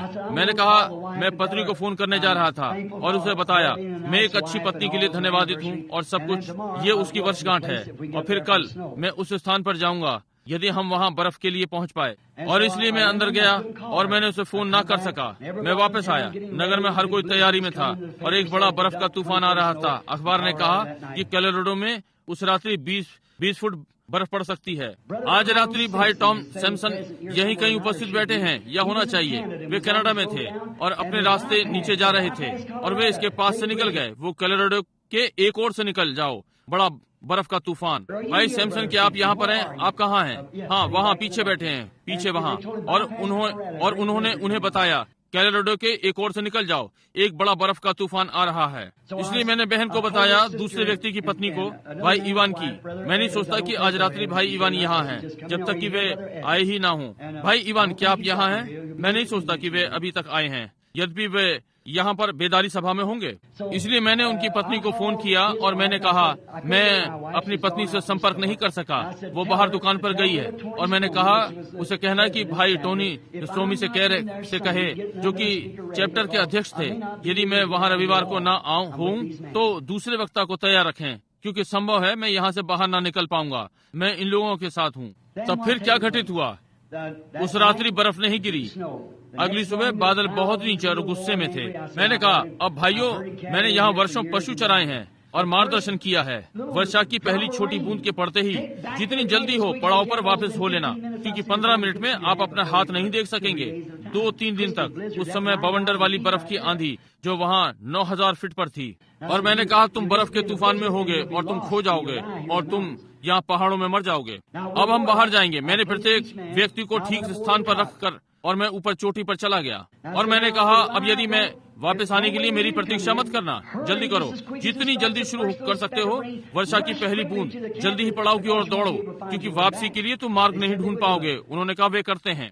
मैं ऊंचे पर चढ़ा, भेड़िया चारों ओर शोर मचा रहा था और मैं जान गया कि मौसम बदलने जा रहा है। तब एकदम से हवा का धमाका हुआ और बर्फ गिरना आरंभ हो गई और मैंने कहा, मैं समझता हूँ कि हर कोई वापस हो गया। मैंने सोचा हुआ और चारों ओर घूम कर देखा। मैंने सोचा, मेरी इच्छा थी कि वापस जाने से पहले मैं एक हिरन ढूंढ लूं, क्योंकि बर्फ उसे ढांक लेगी और फिर वसंत तक वे फिर नहीं मिलेंगे। इसलिए मैंने सोचा, मैंने हिरन के शिकार के लिए बहुत मेहनत की और ये पहला हिरन था जिसे मैंने कभी इस प्रकार से पाया। जब से मैंने ये छोटी बंदूक ली है, इससे शिकार के 55 सिर। और मैंने सोचा कि ठीक है, अब मैं इस प्रकार से जाना पसंद नहीं करता। और एक ही क्षण में एक बड़ी बर्फ की बूंद चवन्नी जैसी दिख रही थी और हर तरफ गिर रही थी। हवा चलनी शुरू हो गई और मैं कठिनाई से देख पा रहा था इस चोटी पर से कैसे हटूं। और मैं इस पर्वत श्रेणी पर रुकना जानता था और यदि मैं नीचे गया और छोटी नदी पर पहुंच गया, मैं छोटी नदी पर तब तक जाऊंगा जब तक पैदल के छोटे पुल को ना पहुंच जाऊं। तब मैं अपने मार्ग का अनुभव करके ऊपर जाऊंगा और जब मैं वहां ना पहुंचूंगा जहां तंबू थे, केवल यही विधि है कि मैं निकल सकूं। और इसलिए मैंने सोचा, यदि मैंने कभी एक मार्ग पर या दूसरे पर चलना आरंभ करूं तो आप फिर कभी भी नहीं ढूंढ पाएंगे। इस प्रकार से आप वहीं मर जाएंगे। इस प्रकार से मैंने पहाड़ से उतरना आरंभ कर दिया और मैं लगभग मैं समझता हूं मैं 300 गज चला हूँगा या 400 वहां से जहां से मैं था। अब ये विचित्र सा लगता है, परंतु यहाँ बाइबल मेरे सामने है। स्वर्गीय पिता मेरी गवाही रखता है। मैं लगभग दौड़ रहा था, वहां से जाने के यत्न में था और हवा बहुत तेज चल रही थी और मैं अपने सामने लगभग 20 फीट देख सकता था। उन झाड़ियों में था, हवा से पेड़ बल खा रहे थे और आवाज ने कहा, रुको, वहीं वापस जाओ जहां से आए हो। मैं रुक गया। मैंने सोचा, हो सकता है ये हवा की आवाज हो मैं ऐसा कुछ नहीं सोच रहा था और मैं कुछ क्षण के लिए रुका और एक लड़के ने मेरे लिए सैंडविच रख दिया था और मैंने इसे निकाला और ये वास्तव में सैंडविच था और मैं वर्षा हो रही थी और पसीने आ रहे थे। ये रोटी का बड़ा भाग, उसमें कहीं मांस था। मैं थोड़ा सा भूखा था, जो भी है मैंने इसे खाया और मैं वहाँ खड़ा हुआ था और मैंने छोटे कागज के टुकड़े को गाड़ा, इसलिए कि जानवर उन चीजों को देखेगा और कोई भी चीज जो सभ्यता वे दौड़ते हैं दूर चले गए। मैं वहाँ थोड़ी देर खड़ा रहा और मैंने सोचा ठीक है, मैं आगे बढ़ूंगा। मैंने आरंभ किया और जैसे स्पष्ट आवाज आप मेरी सुन रहे हैं, किसी चीज ने कहा घूमो और वहीं वापस जाओ जहाँ से आए हो। कैसे परमेश्वर मुझसे ये कह सकता था कि मृत्यु के फंदे में चला जा। मैं वहाँ 1 मिनट के लिए खड़ा हुआ और सोचा ये वही है जिसने उन गिलहरियों के विषय में कहा था। उसी के विषय में मैंने आपको पिछली रात्रि बताया था, अपनी पत्नी के विषय में। एक आवाज, एक मनुष्य की आवाज, उसी ने मुझे बताया जब मैं छोटा लड़का था, कभी भी ना पीना, ना धूम्रपान करना, और ये बातें अंत के दिनों में होंगी। परमेश्वर, और मैं ये सब बाइबल को अपने हृदय पर रखकर बता रहा हूँ। ये मेरा क्या भला करेगा यदि मैं कुछ भी आपको गलत बताऊं, और जानते हुए कि मैं अपने प्राण को नरक में भेज रहा हूँ। समझे, ये सत्य है, ये असाधारण है, परंतु ये सत्य है। अच्छा ठीक है, मैंने सोचा उस आवाज का पालन करना मैं भली प्रकार से जानता हूँ। मैं क्यों चाहूंगा? मेरे लिए उसके पास कोई कारण होगा कि वहाँ जाऊँ। संभव है ये मेरे जाने का समय हो। इसलिए मैं घूमा और उस जंगल में से होते हुए अपना मार्ग लिया जब तक मैं वहाँ फिर से अवतल पर्वत पर नहीं पहुँच गया। वहाँ ऊपर संभव है 300 गज 400 या 400 ऊपर, सीधा ऊपर पहाड़ पर फिर से इस प्रकार से। तब उस समय वहाँ इतना घना था, मैं कुछ भी नहीं देख सकता था। हवा पेड़ नीचे को लगा रही थी और लहरा रहे थे। मैंने अपनी बंदूक ली, मैंने लाल कमीज पहन रखी थी और लाल टोपी। मैंने बंदूक रखी, कोहरे से बचाई, उसकी दूरबीन, क्योंकि भालू आदि ऐसे समय में घूमते हैं, ऐसे ही सिंह। और यदि मैं एक के पीछे भागूंगा तो दूरबीन में सब धुंधला हो जाएगा। और मैंने इसे इस प्रकार से पकड़ लिया, अपने सामने नहीं जहाँ ये धुंधली हो जाती, परंतु कोहरे को इससे बाहर रखा और बर्फ से गीली, और मैं एक पेड़ के नीचे बैठ गया। मैं वहाँ बैठा हुआ था। मैंने सोचा कि वो क्यों चाहता है कि मैं यहाँ ऊपर आऊँ। मुझे बहुत ही संदेह लगा। मैं नीचे अब अपना मार्ग खोज सकता हूँ। बहुत ही भयानक स्थिति में था। मैं केवल लगभग 10 या 15 फीट देख सकता था और उस समय के साथ और खराब हो रहा था। ठीक है, मैंने सोचा अच्छा, उसने कहा वापस आओ। कुल मिलाकर ये जानता हूँ कि यहाँ बैठा हूँ। और तब बर्फ लगभग 1 इंच या 1.5 इंच, संभव है 2 इंच रही होगी जमीन पर। ये लगभग 20 या 30 मिनट हुए थे और ये बहुत तेज थी। ये इसे भी उड़ा रही थी और मैं बस वहाँ पर बैठा हुआ एक क्षण निकला। मैंने एक आवाज सुनी। उसने कहा मैं स्वर्ग का परमेश्वर हूँ जिसने स्वर्ग और पृथ्वी को रचा। मैंने अपनी टोपी झटकी और मैं शांत बैठ गया और मैंने फिर से सुना। मैंने सोचा ये हवा नहीं थी, ये बहती हवा शोर मचा रही है। और मैंने इसे फिर से सुना। कहा मैं वही हूँ जिसने सामर्थी सागर पर हवा को शांत कर दिया। मैं ही सृष्टि करता हूँ। मैंने तेरी उपस्थिति में गिलहरियों की सृष्टि की। मैंने ये चीजें की। मैंने कहा हाँ प्रभु, मैं आपका विश्वास करता हूँ। कहा अपने पैरों पर खड़ा हो। मैं खड़ा हो गया अपने पैरों पर। उसने कहा अब तूफान से कह, ये वही करेगा जो तू इससे करने को कहेगा। अब ये सत्य है। जब मैं आपसे न्याय पर मिलूंगा, मुझे इन सब बातों का उत्तर देना होगा। मैंने कहा तूफान अपने स्थान पर चला जा और रुक जा, और सूर्य और तू 4 दिनों तक साधारणतः चमक। और मैंने इससे अधिक ना कहा कि बर्फ के ओले जो कि मुझे नीचे उड़ा देने पर थे एकदम से रुक गए और 1-2 क्षणों में सूर्य मेरे ऊपर चमक रहा था। मैंने पहाड़ों के पार देखा। मैं देखता हूँ कि पूर्व की हवा आती है। हवा पश्चिम से आ रही थी। पूर्व की हवा आई और इधर से आ रही थी और मैं देख सकता था कि बादल भेदपूर्ण रीति से वे कहाँ गए मैं नहीं जानता। और मैं वहाँ कुछ क्षण खड़ा रहा। मेरी सफेद दाढ़ी पर से आंसू बह रहे थे और मैंने सोचा परमेश्वर कैसे, मैं नहीं जानता कि क्या करूं। मैंने सोचा ठीक है, मैं समझता हूं कि भाई लोग वहाँ सब तंबू में होंगे और सूर्य चारों ओर चमक रहा है। और मैंने पहाड़ से नीचे चलना आरंभ किया और सारी बर्फ सूख रही थी। उस गर्म सूर्य से मेरी कमीज से भाप उड़ रही थी। 1 या 2 क्षण का अंतर। मैंने पहाड़ से नीचे उतरना आरंभ किया और हो गया। मैंने एक आवाज को कहते सुना, तू क्यों नहीं मेरे साथ चलता है? मैंने कहा प्रभु महानतम सौभाग्य जो कभी मुझे मिला। मैं घूमा और बड़े हिरणों की पगडंडी के सहारे नीचे उतरने लगा उस पवित्र जंगल से होते हुए। और मैंने सोचा ठीक है, मैं उस मार्ग से नीचे जाऊंगा जहां मैं सदा मेढ़ा अपनी पत्नी को श्रद्धांजलि देता हूं। और बाद में मैं लगभग आधा या पौना घंटा से चला जा रहा था। सारी बर्फ उड़ गई और चली गई थी और मैंने सोचना आरंभ किया। मैंने आश्चर्य किया कि उसने मुझसे कभी कुछ नहीं कहा मेरे जाने के विषय में। मैंने कहा मुझे याद है जब मैं पहली बार उसे वहां ले गया और उन लट्ठों पर से उसे उठाया, और जब हम विवाहित थे मैंने कहा अब उसके बाल सफेद हो गए हैं। मैं चला गया, मेरी सफेद दाढ़ी काली सफेद मिली जुली। मैंने सोचा बिल अब तेरे पास अधिक समय नहीं है, तू बूढ़ा हो रहा है। और मैं आगे बढ़ने लगा और मैंने ऊपर देखा। ऐसा लगा मैं उसे वहां अपने सामने खड़े देख सकता था, अपनी बाहें बाहर निकाले, अभी भी काले बाल। मैंने अपना सर नीचे कर लिया और मैं छोटे से स्थान में से जा रहा था जहां बोलने वाले विषैले सांप और वहां एक छोटा सा मोड़। मैंने अपना सिर जरा सा झुकाया डाली के सामने इस प्रकार से, और मैं वहां खड़ा था, रो रहा था। मैं सुन सकता था कि कोई चीज पट पट पट पट करके जा रही है। और मैंने नीचे देखा और ये आंसू मेरी आंखों से टपक रहे थे, मेरी दाढ़ी में से होते हुए उन सूखी पत्तियों पर गिर रहे थे जहां लगभग 30 मिनट पहले 1 इंच बर्फ थी और बर्फीली आंधी। जब 4 दिन के बाद मैं पहाड़ से नीचे उतरा, 4 दिन से आकाश में एक भी बादल नहीं था। मैं नीचे आया और मैंने तेल भरने वाले से कहा क्या सुंदर सूखा दिन। हाँ, कहा आप जानते हैं कि विचित्र बात, उस दिन तूफान की भविष्यवाणी थी और आप जानते हैं ये एकदम से रुक गया। और फिर मैं न्यू मैक्सिको की पंक्ति में नीचे उतरा, वापस एरिजोना जा रहा था।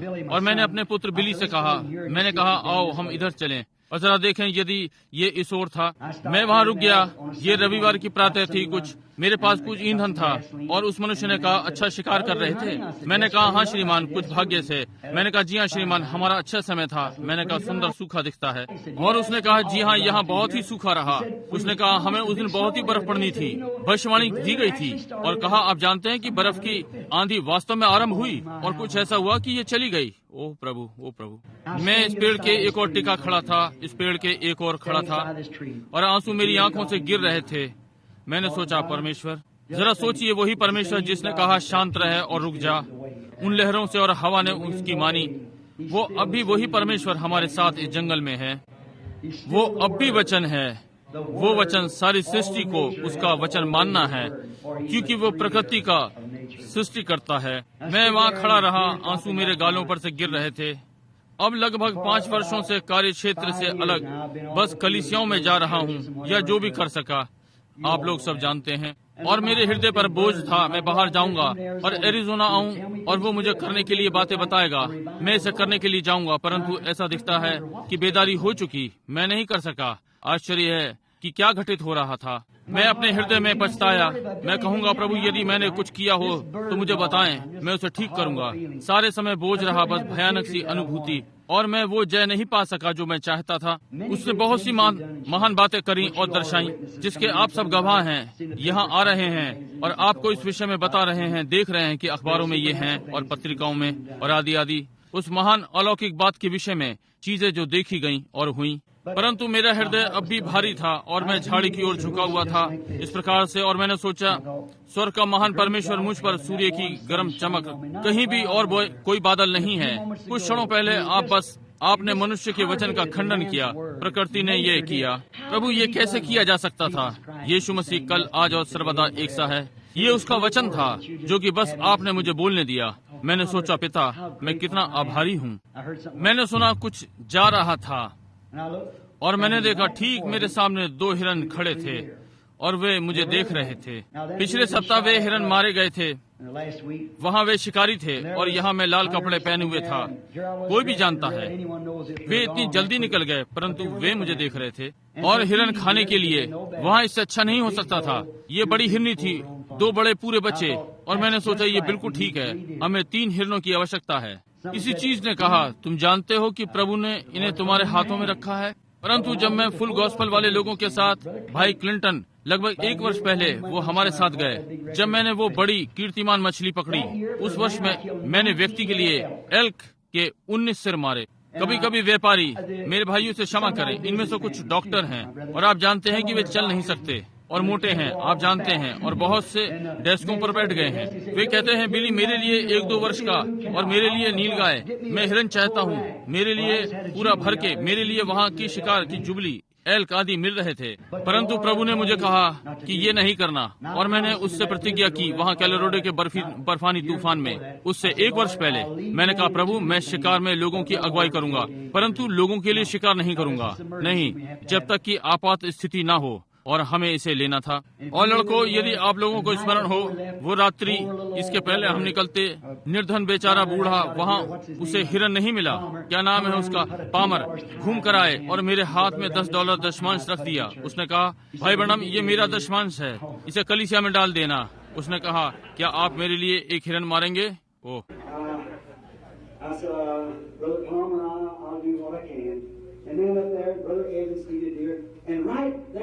मैं वहाँ वे 3 हिरन खड़े थे और मेरी ये बंदूक मेरे कंधे पर थी। मैंने इसे कंधे पर से ऐसे सरकाया। मैंने सोचा वे मुझसे बच नहीं सकते, वे ठीक यहाँ हैं। मैं बंदूक के साथ बहुत तेज था, इससे पहले कि वे घूमते मैं तीनों को ले सकता हूँ, समझे। मेरे पास बंदूक थी, मैंने सोचा वे ठीक यहाँ पर हैं। मैंने बंदूक सरका ली। तब ये हुआ कि मैं उस प्रतिज्ञा के विषय में सोचने लगा। मैंने कहा, मैं ये नहीं कर सकता, मैं ये नहीं कर सकता। मैंने कहा, मुझे स्मरण आया, एक बार एक व्यक्ति ने दूसरे को बताया, परमेश्वर ने योआब यानी शाऊल को तेरे हाथ में कर दिया है। योआब ने दाऊद से कहा, दाऊद ने कहा, परमेश्वर ना करे कि मैं उसके अभिषिक्त को छूऊंगा। ये मेरी प्रतिज्ञा थी कि मैं ये नहीं करूंगा। मैंने सोचा कि वे यहाँ ठीक चोटी पर हैं, मैं इन्हें नीचे तक नहीं ले जा सकता, हम इन्हें सरलता से उठा सकते हैं। 3 शानदार हिरन वहाँ खड़े थे। मैंने कहा, नहीं, मैं ये नहीं कर सकता। और यहाँ ये इस प्रकार से 2 नए जवान नर और मादा हिरन के बच्चे और एक माँ हिरनी और चलते हुए आ रहे हैं, चारों ओर देखते हुए, अच्छे मोटे ताजे। और मैं वहाँ थोड़ा सा खड़ा रहा और मैंने सोचा, हिरन के लिए ये विचित्र है, और मैं जो ये लाल कपड़े पहने हूँ, मैंने सोचा मैं उन्हें डरा दूंगा। मैंने कहा, तुम मेरे हाथों में हो, अगर तुम चाहो तो भी नहीं भाग सकते, परंतु मैं तुम्हारी हानि करने नहीं जा रहा हूँ, चले जाओ। उन्होंने एक दूसरे को देख और वे आगे बढ़ते रहे और वे मेरे बहुत पास आ गए, मेरी ओर देख रहे थे। मैंने बंदूक नीचे जमीन पर रख दी। मैंने कहा, माँ अपने बालकों को लेकर जंगल में चली जा, मैं यहाँ परमेश्वर की उपस्थिति में आनंदित हूँ। मैंने प्रतिज्ञा की है कि मैं दूसरों लोगों के लिए शिकार नहीं करूँगा। मैंने कहा, अब अपने बच्चों को ले जा और जंगल में चली जा, मैं भी जंगल से प्रेम करता हूँ, निकल जा। उसने मेरी ओर देखा और उन दोनों ने इधर उधर देखा। वे तीनों के तीनों फिर मुड़े और चले गए और फिर वे वापस आ गए। और मैंने कहा, मैं तुम्हें क्षति नहीं पहुंचाऊंगा। मैंने कहा, जाओ जंगल में चले जाओ, तुम मेरे हाथों में हो, तुम बच नहीं सकोगे। परंतु मैंने कहा, मैं परमेश्वर के हाथों में हूँ और फिर मैं अलग नहीं जा सकता, दोनों में से कोई एक। उसने मुझे बचा रखा है। मैंने उससे प्रतिज्ञा की है कि मैं तुम्हें छोड़ रहा हूँ, जाओ अच्छा समय वन में आनंद करो, मैं इसे पसंद करता हूँ, तुम आगे बढ़ो। वे वहाँ कुछ देर खड़े रहे और चलकर इतने समीप आ गए कि मैं लगभग हाथ से खिला दूं। घूमे और मेरी ओर इस प्रकार से देखा और चले गए। फिर खड़े होकर देखा, फिर जंगल में चले गए। और मैं वहाँ खड़ा हुआ था। मैंने सोचा, हिरन के लिए ये असाधारण है। क्या ये इसलिए है क्योंकि प्रभु यीशु यहाँ पर है, उसकी उपस्थिति? और फिर एक आवाज मुझसे बोली, कहा, तुझे अपनी प्रतिज्ञा याद है क्या नहीं? मैं जान गया ये वो था। मैंने कहा, हाँ प्रभु। उसने कहा, इसलिए मुझे भी याद है, मैं तुझे कभी नहीं छोड़ूंगा, मैं तुझे कभी भी नहीं त्यागूंगा। वो बोझ हट गया। मसीही मित्रों, ये तभी से है, ये पिछले अक्टूबर से था। मैं एक भिन्न व्यक्ति हो गया था। परमेश्वर से अपनी प्रतिज्ञा बनाए रखें। आप जो भी परमेश्वर से कहते हैं, आप इसका विश्वास करिए। उसके वचन के विरोध में कोई भी बात हो, उससे स्वयं को अलग रखें। परमेश्वर प्रार्थना को सुनेगा और उत्तर देगा। हम अपने सिरों को एक क्षण के लिए झुकाएं। क्या आप आज रात्रि स्वयं को सब प्रकार के अविश्वास से अलग रखने की इच्छा करते हैं कि प्रभु का वचन सुने? यदि आप ये करेंगे और इसका विश्वास करेंगे, तो वो कल, आज और सर्वदा एक सा है। ये बातें जिन्हें उसने करने की प्रतिज्ञा की है, हम उसे ये करते हुए देखते हैं। क्या आप अपना हाथ उठाकर कहेंगे, परमेश्वर आज रात्रि मैं आपसे प्रतिज्ञा करता हूँ, मैं हर वचन का विश्वास करता हूँ और मैं इस पर कोई संदेह नहीं करूँगा। हमारे स्वर्गीय पिता, आप जानते हैं कि कहानी सच्ची है। ये 4थी बार है और फिर 5वीं बार मेरी बहुमूल्य पत्नी के साथ। जब आप पिछले सप्ताह जब उस डॉक्टर ने ये वक्तव्य लिखा कि वो बड़ा फोड़ा डॉक्टर के छूने से पहले उसे छोड़ गया, ठीक उसी के अनुसार जो उसने कहा। अब पिता, मैं प्रार्थना करता हूँ कि आप इन लोगों की सहायता करें। मैं अनुभव करता हूँ कि मैं बूढ़ा हो रहा हूँ। मैं जानता हूँ कि मुझे जल्द ही जाना है और मैं प्रार्थना करता हूँ प्रभु कि मैं अपने भाइयों के साथ ईमानदार और निष्कपट रहूं। मैं आपके लोगों के साथ ईमानदार और निष्कपट रहूं। यदि मैं उनके साथ ना रह सका तो मैं ये नहीं सोचता कि मैं प्रभु आपके साथ रहूंगा प्रभु, क्योंकि मैं आपकी गवाही रखना चाहता हूं। और मैं प्रार्थना करता हूं कि आज रात्रि वचन को आप हम में वास करने देंगे, कि आप हमें सारा विश्वास देंगे। और इस छोटे से वरदान के द्वारा लोग कभी कभी सोचते हैं कि वरदान कुछ ऐसा है कि आप अपने हाथ में रखते हैं और बाहर जाते हैं और अपना मार्ग बना लेते हैं। पिता, वरदान ये है, ये समझ सकें कि वरदान स्वयं को मार्ग से अलग हटा देता है, ताकि पवित्र आत्मा जो वो करना चाहता है करे। प्रभु, अब हमें अपने आप से अलग हो जाने दें और महान पवित्र आत्मा आए और हमारे द्वारा कार्य करे, और होने पाए आज रात्रि हम यीशु मसीह की प्रतिज्ञा को देखें, वो जिसका आज रात्रि मैंने विशेष उल्लेख किया है कि वो जहाँ परमेश्वर अब्राहम के सामने नीचे आया, देह में प्रकट हुआ और हृदय के भेद को जान गया, ये परमेश्वर था। और जब वो देहधारी हुआ और हमारे मध्य में रहा, उसने हृदय के भेदों को जाना। और बाइबल ये कहती है कि परमेश्वर का वचन हृदय के विचारों को परखता है। इसी प्रकार से चेलों ने जाना कि वो परमेश्वर था। अब पिता, क्या आप आज रात्रि आएंगे और हमारे बेचारे नम्र मंदिर आपको समर्पित हों, कि आप हमें विश्वासी बनाएंगे कि ये आपका आत्मा आज रात्रि हमारे मध्य में स्वयं को प्रकट करे कि आप अब भी वचन हैं। तब हम स्वयं को सारे अविश्वास से अलग करेंगे और आपका अनुकरण करेंगे। यीशु के नाम में आप हमसे बातें करें। आमीन।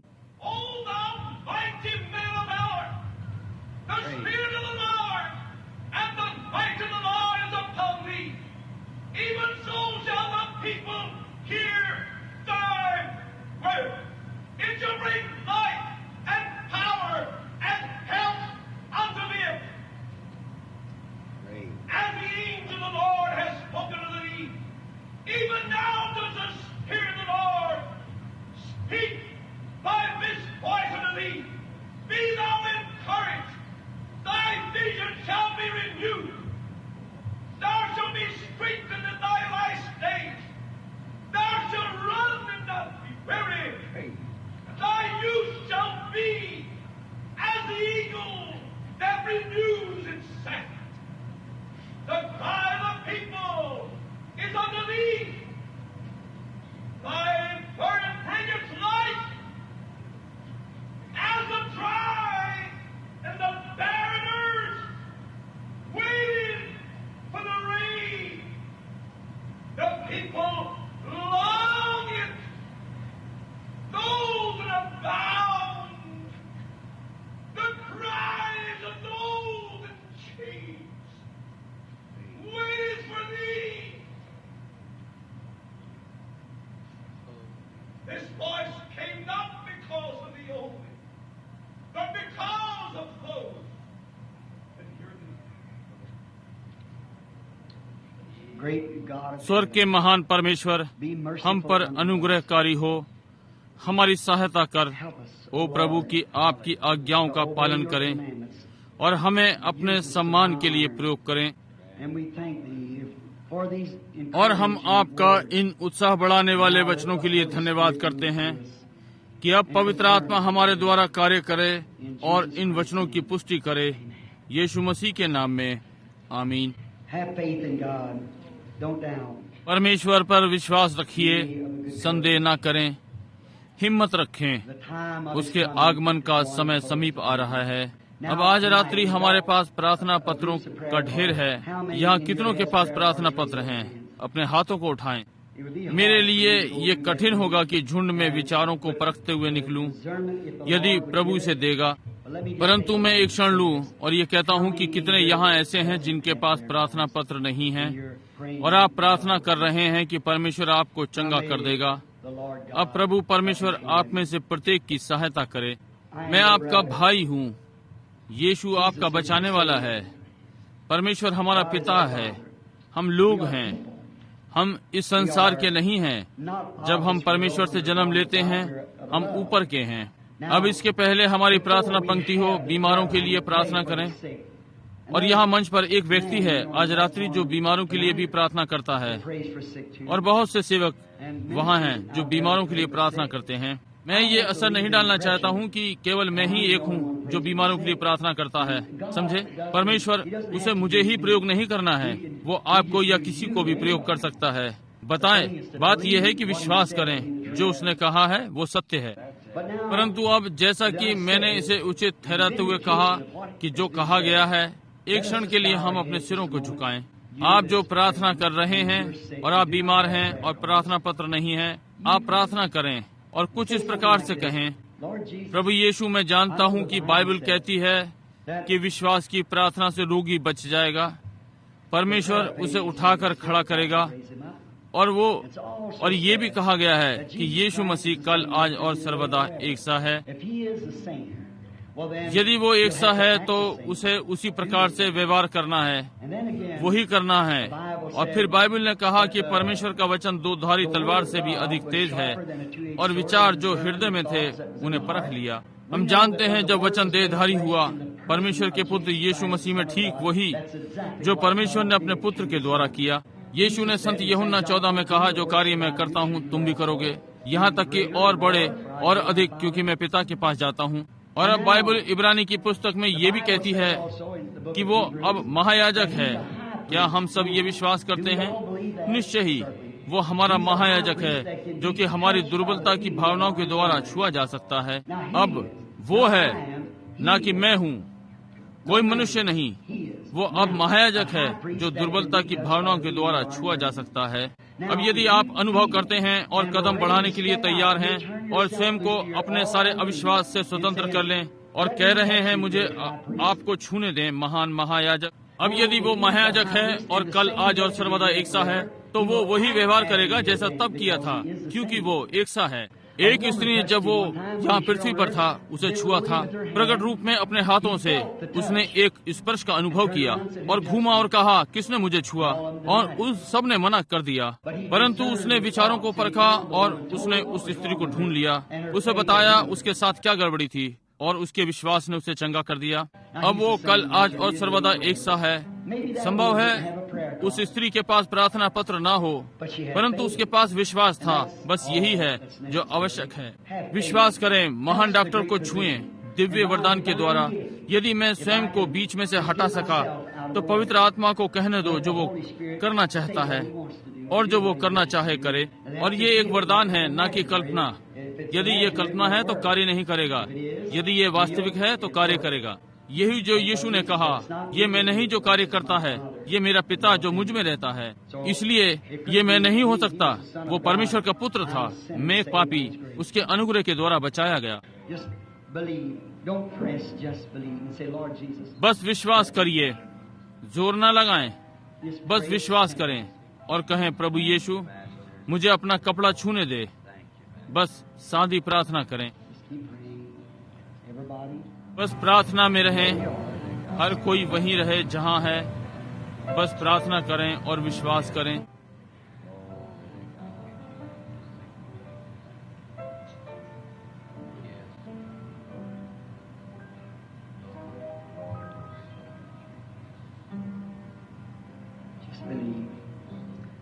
बस विश्वास करें और जल्दी ना करें, जोर लगाने का यत्न ना करें, बस विश्वास करें।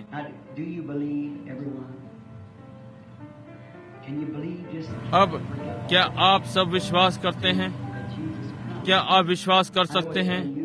बीते हुओं को भूल जाए, सोचें कि यीशु ने ये प्रतिज्ञा की है। मैं जानता हूं कि ये असाधारण है, परंतु यीशु ने इसकी प्रतिज्ञा की है। अब यदि आप करते हैं, क्षण भर के लिए श्रद्धा में रहें, तब हम प्रार्थना पंक्ति आरंभ करेंगे। मैं ये नहीं कहता कि वो ये करेगा, वो कर सकता है। परमेश्वर के अनुग्रह के द्वारा मैं उससे स्वतंत्र हो गया हूँ। मैं सोचता हूँ मेरे अपने विचारों से हो सकता है वो। अब बस आप यदि अपना सर उठाना चाहते हैं और इधर की ओर देखिए और प्रार्थना में रहिए, जैसे कि पतरस और यूहन्ना ने कहा, मेरी ओर देख, नहीं हमारी ओर देख। ये अर्थ नहीं था, बल्कि उस पर ध्यान दे जो वो कह रहे थे। आप भक्तगण हैं, संभवतः कोई यहाँ होगा जिसे मैं जानता हूँ, सिवाय ये मार्टिन लड़के यहाँ बैठे हैं, और मैं सोचता हूँ कि भाई डॉल्टन यहाँ पर बैठे हुए हैं। मैं निश्चित नहीं हूँ। काला चश्मा जो आपने पहन रखा है, मैं उन्हें छोड़ने का यत्न करूँगा, लोग जिन्हें मैं नहीं जानता। अच्छा, संभव है यीशु मसीह अपनी सामर्थ्य के साथ आए ताकि आप देख सकें आज के दिन की प्रतिज्ञा पवित्र वचन में इस दिन के लिए भविष्यवाणी की गई है। यहाँ तक कि मलाकी 4 के अनुसार इसे पूरा होना चाहिए। किसी चीज को तो इसे करना है। परमेश्वर ने इसकी प्रतिज्ञा की है।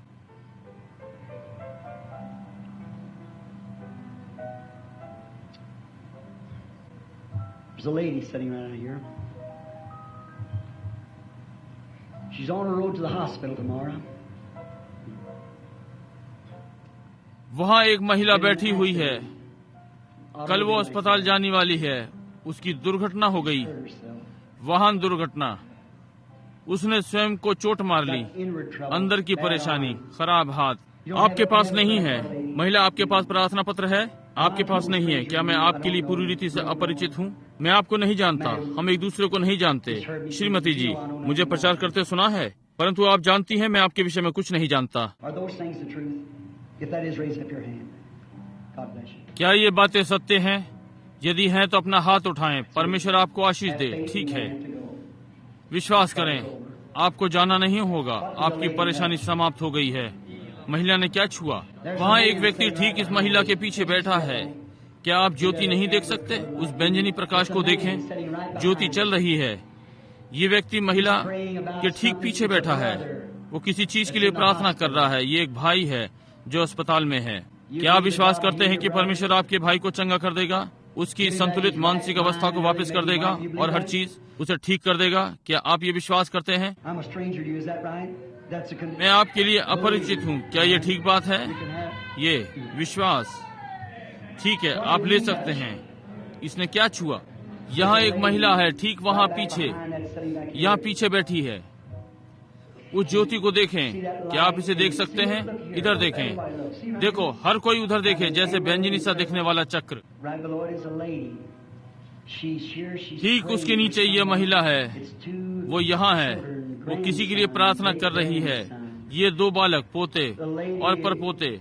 महिला यहाँ से नहीं है, वो कैलिफोर्निया से है और वो यहाँ प्रार्थना के निवेदन के लिए आई है। वहाँ उसके साथ कोई और भी है। ये उसकी बहन है। वो यहाँ पीछे लाल कपड़ों में बैठी है। उसे मिर्गी है। ये ठीक बात है। वो कैलिफोर्निया से है। आप उसे अपने साथ लाई हैं। आपका नाम मैरी है। आप अपने पूरे हृदय से विश्वास करती हैं? क्या ये बातें सत्य हैं? यदि ये सत्य है तो अपना हाथ हिलाएं। क्या आप अपने पूरे हृदय से विश्वास करती हैं? तब आपको जो आपने मांगा है मिल सकता है। अब कोई भी लोगों से पूछ सकता है कि यदि मैं इनको जानता हूँ, महिला, क्या आपके पास प्रार्थना पत्र है? आपके पास नहीं है। आपको इसकी आवश्यकता नहीं है।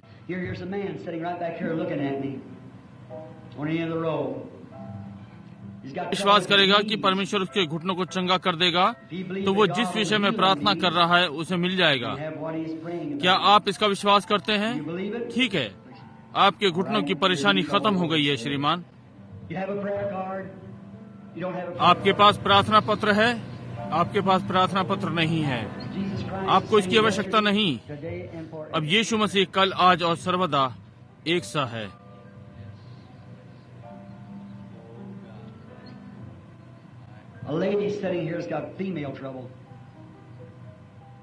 एक महिला यहाँ बैठी है, उसे स्त्री रोग है। क्या आप विश्वास करती हैं? हाँ महिला, ओह प्रभु, वो इसमें चूकने जा रही है। लाल कोट पहने हैं। उसका नाम कुमारी डेली है। अपने पूरे हृदय से विश्वास करें, प्रभु यीशु आपको चंगा करता है। कुमारी डेली, मांगिए। यदि आप महिला को जानते हैं, मैंने इसे अपने जीवन में कभी नहीं देखा। स्वर्गीय पिता ये जानता है। आप कहते हैं, आपने क्यों उसका नाम पुकारा? यीशु ने कहा, तेरा नाम शमौन है, तू योना का पुत्र है। क्या ये ठीक है? अब क्या ये वो नहीं जो कल, आज और सर्वदा एक सा है? क्या आप इसका सत्य होने का विश्वास करते हैं?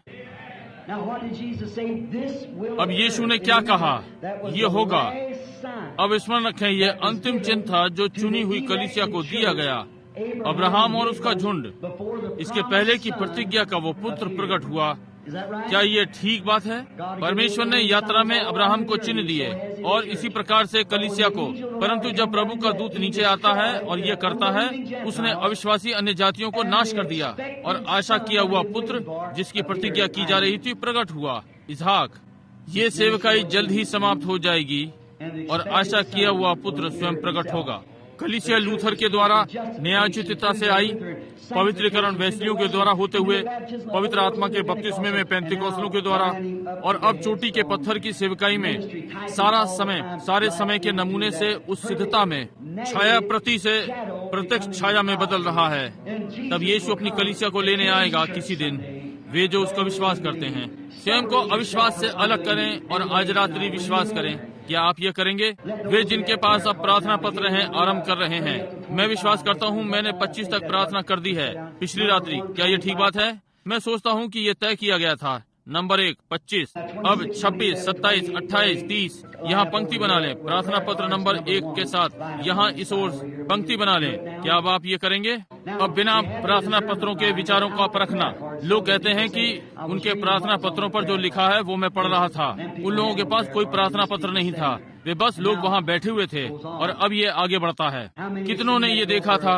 ये आधे घंटे या इस प्रकार से चलता था और घटनाएं घटित होती हैं। परंतु आप देखते हैं हमें थोड़ी सी सामर्थ्य रखनी है। मेरी 41 सभाएं हैं जो आगे करनी है नीचे दक्षिण में। अब आप अपने प्रार्थना पत्रों के साथ इधर आ जाएं, इस ओर आ जाएं।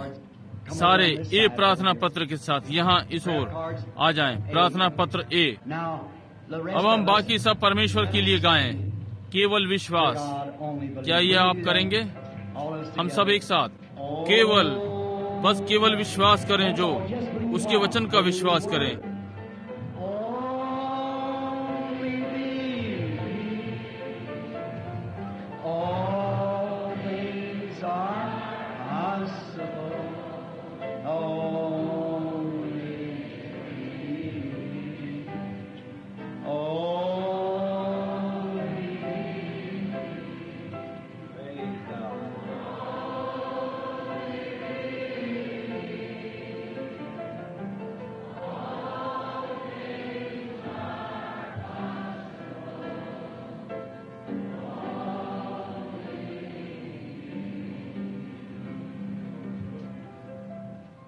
केवल विश्वास।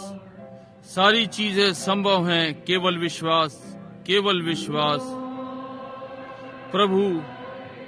प्रभु संभव है मैं वहां पर कदम रखूं। हो सकता है ये अच्छा होगा। क्या हम वहां बीमारों के लिए प्रार्थना के लिए जा सकते हैं? वहां जाएं, बीमारों के लिए प्रार्थना। लगता है हम जा सकते हैं। कितने लोग इन लोगों की चंगाई में रुचि रखते हैं? अब देखिए, चंगाई परमेश्वर की है। क्या ये ठीक बात है? अब यदि आज रात्रि यीशु यहाँ खड़ा हो इस पोशाक सूट के साथ जो उसने मुझे दी है, और वह स्वयं इस सूट को पहने हुए होता, यदि आप ये कहते प्रभु क्या आप मुझे चंगा करेंगे, वो कहता मैं ये पहले ही कर चुका हूँ, वो हमारे अपराधों के लिए घायल किया गया। क्या ये ठीक बात है? देखिए, उसने ये पहले ही कर दिया, ये भूतकाल में है। आप कहते हैं प्रभु मुझे बचा, उसने ये पहले ही कर दिया। कोई मतलब नहीं कि आप कितना चिल्लाते या प्रार्थना करते और बेंच पीटते हैं, ये आपको नहीं बचाएगा जब तक आप विश्वास और स्वीकार नहीं करेंगे जो उसने आपके लिए किया है। क्या ये ठीक बात है? ये वही चीज है। मैं लोगों को चंगा नहीं करता, मैं लोगों को चंगा नहीं कर सकता, परंतु वो जो करेगा, यदि वो कल आज और सर्वदा एक सा है, वो वही करेगा जो उसने किया, क्योंकि यही जो उसने आज के लिए प्रतिज्ञा दी है। कितने ये जानते हैं कि उसने यही प्रतिज्ञा दी है? वो प्रतिज्ञा दे चुका है। जी हाँ श्रीमान, उसने प्रतिज्ञा की है सारे पवित्र वचनों में। आप टेप लें, 7 कलीसियाई काल और आदि आदि, देखिए वचनों द्वारा ये बातें सिद्ध की गई हैं कि ये ठीक हैं। अब आप जो इस प्रार्थना पंक्ति में खड़े हैं और विचारों को परखने वाली पंक्ति में आए हैं, यीशु ने एक दर्शन देखा और उसने कहा मुझे प्रतीत होता है कि सामर्थ मुझ में से निकली है, ये शक्ति। क्या ये ठीक बात है? दर्शन आप दूसरे संसार में हैं, अब वो यहाँ पर है। ये वो है जिसे आपने छुआ, समझे? अब ये केवल ये प्रमाणित करता है कि वो यहाँ पर हमारे साथ है। अब कितने विश्वास करेंगे यदि हम इस पंक्ति में से निकलेंगे और मुझे प्रार्थना करने दें और आपके ऊपर हाथ रखने दें और आप अपने बैठने के स्थान पर वापस जाएंगे? क्या विश्वास करते हैं यदि मैं यहाँ आपके लिए प्रार्थना करूंगा और फिर आपके ऊपर हाथ को रखूं, आप में से प्रत्येक चंगा हो जाएगा? क्या विश्वास करते हैं कि ये पवित्र आत्मा यहाँ पर था, ये इसे यहाँ करता रह सकता है यदि आप इस पंक्ति मूल्य चाहते हैं और इससे कुछ और अधिक होता रहे? हम ये क्यों करेंगे? देखिए, यही जो पवित्र आत्मा यहाँ पर है, समझे? ये नहीं, ये केवल आपके सोचने पर है, यदि ये आपसे अधिक विश्वास करवा सके। परंतु बहुत से लोगों को सिखाया गया उन पर हाथ रखूं। बाइबल ने कहा उसने अपना वचन भेजा और उन्हें किया। अच्छा, यही जो उसने किया, अपने वचन की पुष्टि करी, आपके पास भेजा, इसकी पुष्टि की और इसने इन्हें चंगा किया। अन्य जातियों ने कहा, यहूदियों ने कहा, आ और मेरी पुत्री पर हाथों को रख, वो जीवित रहेगी। रोमियों ने कहा, मैं योग्य नहीं कि तू मेरी छत ले आए, बस वचन कह दे। ओ, यही वो है जिसका मैं आपसे विश्वास करवाना चाहता हूँ। आप देखिए, परंतु यदि आप प्रार्थना करवाना चाहते हैं और हाथों को आपके ऊपर रखूं, अब मैं चाहता हूँ कि आप में से प्रत्येक जब हम प्रार्थना करते हैं मेरे साथ सम्मिलित हो। लोगों के लिए हम अपने सिरों को झुकाएं। प्रभु यीशु, अब मैं लोगों के लिए प्रार्थना करता हूँ। वे इस बात में जागरूक हैं कि आप यहाँ खड़े हैं। वे जानते हैं कि आप लोगों के बीच में हैं। और जब आज रात्रि ये लोग इस प्रचार मंच से निकलते हैं और मेरे पास से होकर या दूसरों दासों के पास से जो आपके यहाँ बैठे हैं, ये इसे अनुभव करें कि ये जीवित परमेश्वर के मंदिर में आ रहे हैं। ये उस प्रतिज्ञा के तले आ रहे हैं जो परमेश्वर ने कही, और विश्वास करने वालों के ये चिन्ह होंगे। जब वे अपने हाथ बीमारों पर रखते हैं तो वे चंगे हो जाते हैं। उसने ये प्रतिज्ञा की है, उसने ये प्रतिज्ञा दी है कि हर व्यक्ति जो विश्वास करेगा बच जाएगा, और हर व्यक्ति जो विश्वास करता है बच गया। हर वो जो चंगाई में विश्वास करता है चंगा हो गया। पिता, अब हमारे अविश्वास में सहायता कर।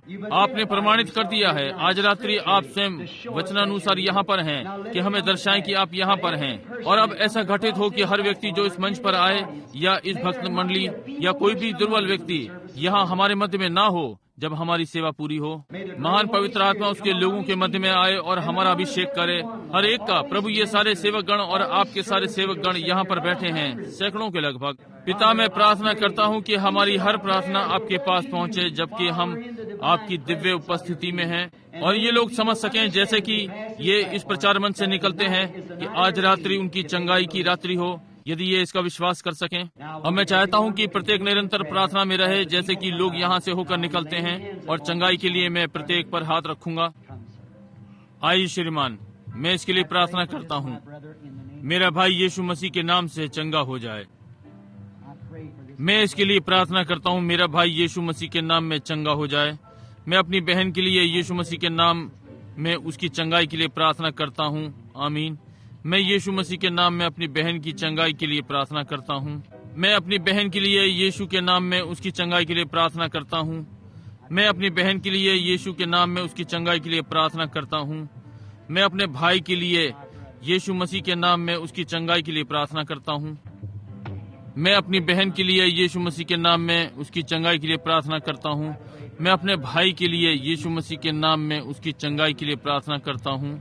मैं यीशु के नाम में अपने भाई के लिए प्रार्थना करता हूँ कि आप उसे चंगा करेंगे। मैं यीशु के नाम में अपने हाथों को भाई पर रखता हूँ कि उसकी चंगाई के लिए। यीशु के नाम में मैं अपने हाथों को भाई पर उसकी चंगाई के लिए रखता हूँ।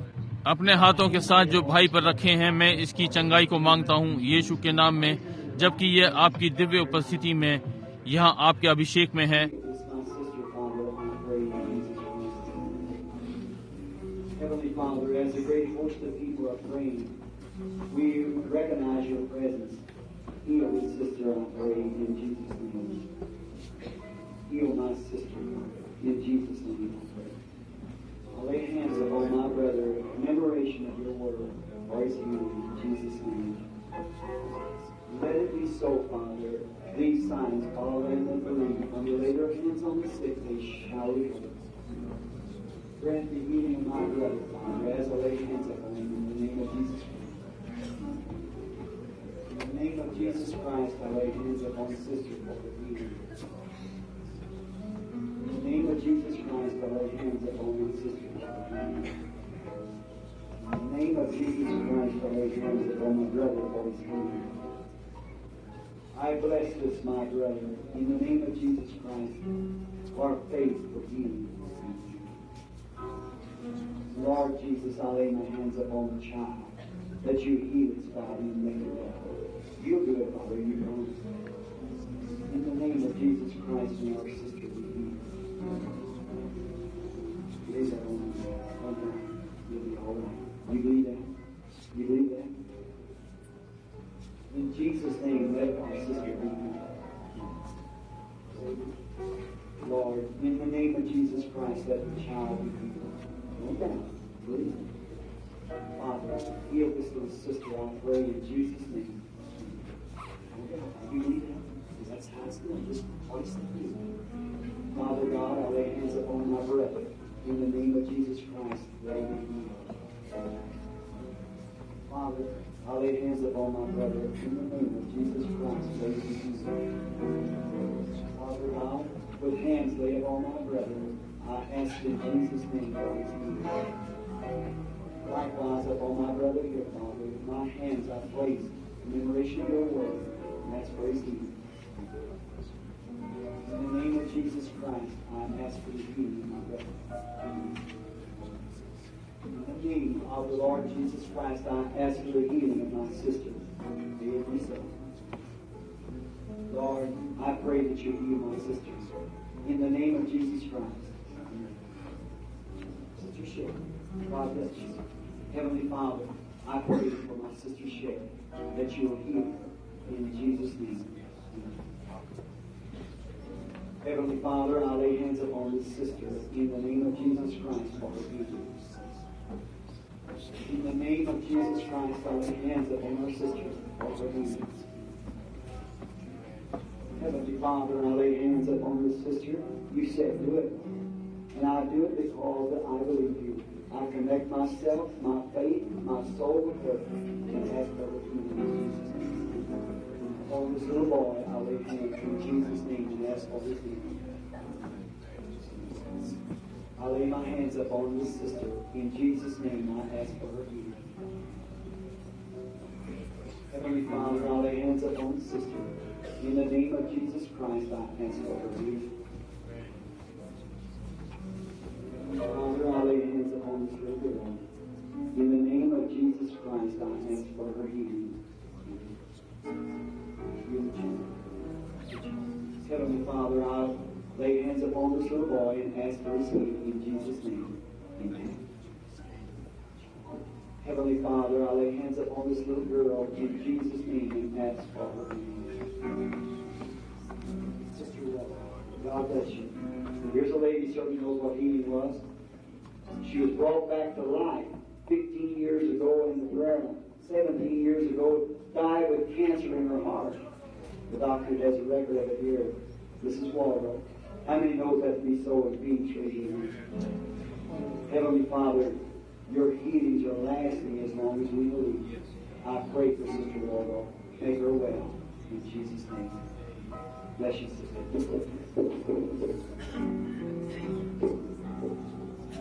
Heavenly Father, I ask for the healing of my brother in the name of Jesus Christ. Amen. Father, I lay hands upon this little boy.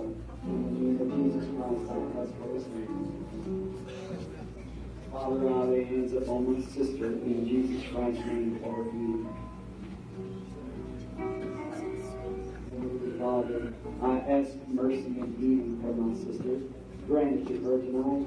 I lay my hands upon her to connect myself with my prayer. In Jesus' name. Heavenly Father, I lay hands upon my sister.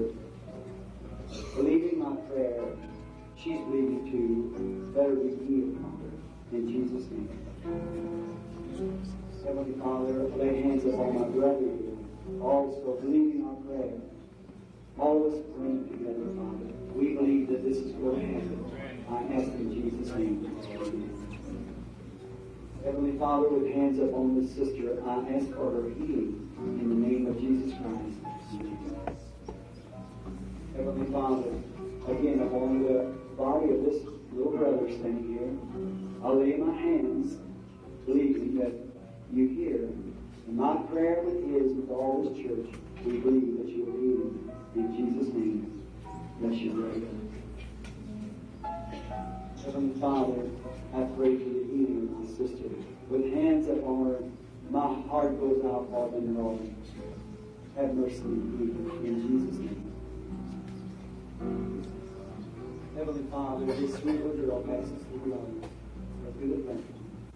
I lay hands upon her in the name of Jesus Christ, who laid his hands upon her children and blessed her. May she be blessed and healed. In Jesus' name. Father, laying hands upon our sister as she passes by. In the name of Jesus Christ, let her be healed.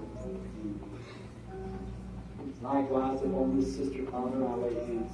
In the name of Jesus Christ, let her be healed. Father, I lay hands upon my brother. In the name of Jesus Christ, let him be healed. मेरी इस बहन को चंगा करें पिता, मैं यीशु मसीह के नाम में प्रार्थना करता हूँ। यीशु मसीह के नाम में ये चंगा हो जाए। इस प्रकार से पिता, मैं अपने भाई के ऊपर अपने हाथों को रखता हूँ। यीशु के नाम में ये चंगा हो जाए।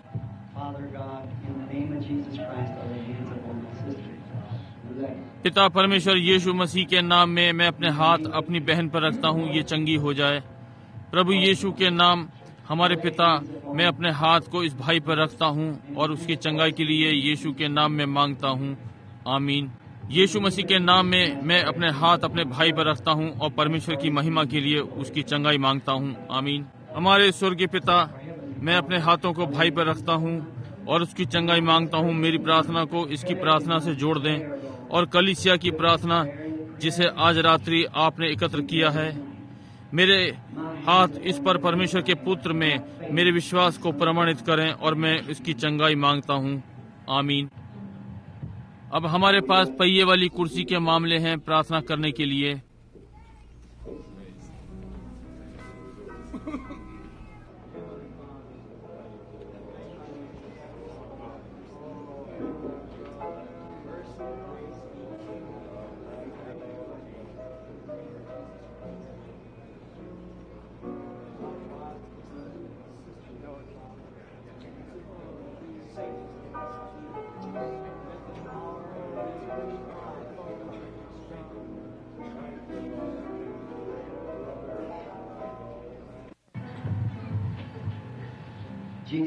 एक बार यीशु ने कहा, तुम जानते हो कि मैंने तुम्हारे साथ क्या किया।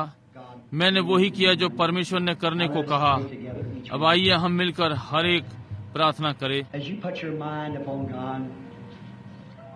जैसे कि आप अपना ध्यान परमेश्वर पर रखते हैं, अपनी प्रार्थना को थामे रहें, स्मरण रखें, अविश्वास करें, हमारे साथ विश्वास करें। आप में से प्रत्येक जो यहाँ पर है, जो बीमार है, और हो सकता है आपके पास प्रार्थना पत्र ना हो, अब हम फिर से प्रार्थना पत्र बांटेंगे आने वाली रात्रि 6:30 या 7, कुछ इस प्रकार से 6:30, 7। इसलिए हम आने वाली रात्रि फिर से प्रार्थना पंक्ति लेंगे। मुझे खेद है, आज रात्रि मैंने प्रार्थना पंक्ति के लिए आपको थोड़ी अधिक देर रोके रखा है। परमेश्वर आपको आशीष दे। अब हम अपने सिरों को फिर से झुकाएंगे। पिता, जैसे कि हम प्रार्थना करते हैं, हम अपने विरोध में हर व्यक्ति के पाप को क्षमा करते हैं। यदि हम में कोई चीज पाई जाती है जो आपको पसंद नहीं, प्रभु हमें क्षमा करें, क्योंकि हमें बताया गया है कि हमें परमेश्वर की लिखित पत्री होना है जो सब मनुष्यों के द्वारा पढ़ी जाए। जैसे कि हमने आपकी आज्ञाओं को माना है, आपकी उपस्थिति को देखा है और स्वयं को हमारे साथ प्रमाणित कर रहे हैं। लोग इस प्रचार मंच पर अपने विश्वास को प्रमाणित करने आते हैं। हमने उनके ऊपर अपने हाथ रखे हैं पिता, न कि जैसे हम में से एक, परंतु हम सब एक साथ प्रार्थना में हमने अपने हाथ उन पर रखे हैं, ये विश्वास करते हुए आप उनकी देहों को चंगा करेंगे। आपने कहा जब आप यहाँ पृथ्वी पर थे, यदि तुम पिता से कुछ भी मेरे नाम से मांगो तो मैं करूँगा। यीशु परमेश्वर का पुत्र, प्रभु, ये आपकी प्रतिज्ञा है। और वो जिसने स्वयं को प्रमाणित करने की प्रतिज्ञा दी है, यहाँ आज रात्रि अपनी प्रतिज्ञा को पूरा करता है। इसलिए यहाँ किया गया है, आपकी आज्ञाएं, बीमारों पर हाथों को रखना, और अब ये होने दें। ये लिखा हुआ है, ये होने दें।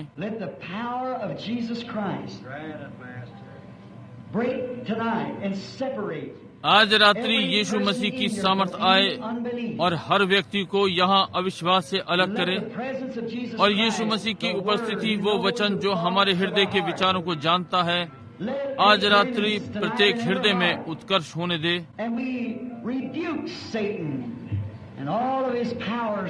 और हम शैतान को फटकारते हैं और उसकी अंधकार की सारी सामर्थ्यों को। शैतान, परमेश्वर के आत्मा ने तेरे विरुद्ध अपने स्तर को ऊंचा कर दिया है। तू हारा हुआ जीव है। यीशु मसीह ने तुझे कलवरी पर हरा दिया। वो तीसरे दिन जी उठा, मृत्यु, अधोलोक और कब्र पर जयवंत हुआ। वो ऊंचे पे चढ़ गया और मनुष्य को दान दिए। आज रात्रि वो यहाँ व्यक्ति में है। उसने कहा, थोड़ी देर बाद संसार मुझे ना देखेगा, तो भी तुम मुझे देखोगे, क्योंकि संसार के अंत तक मैं तुम्हारे साथ होऊंगा और तुम्हारे अंदर। आज रात्रि हम उसकी उपस्थिति को यहाँ देखते हैं, उसके वचन को पूरा होते हुए। विश्वास के द्वारा हम विश्वास करते हैं कि यहाँ हर बीमार व्यक्ति परमेश्वर की महिमा के लिए यीशु मसीह के नाम में चंगा हो जाएगा। और लोगों ने कहा, आमीन। परमेश्वर आपको आशीष दे। वापस भाई को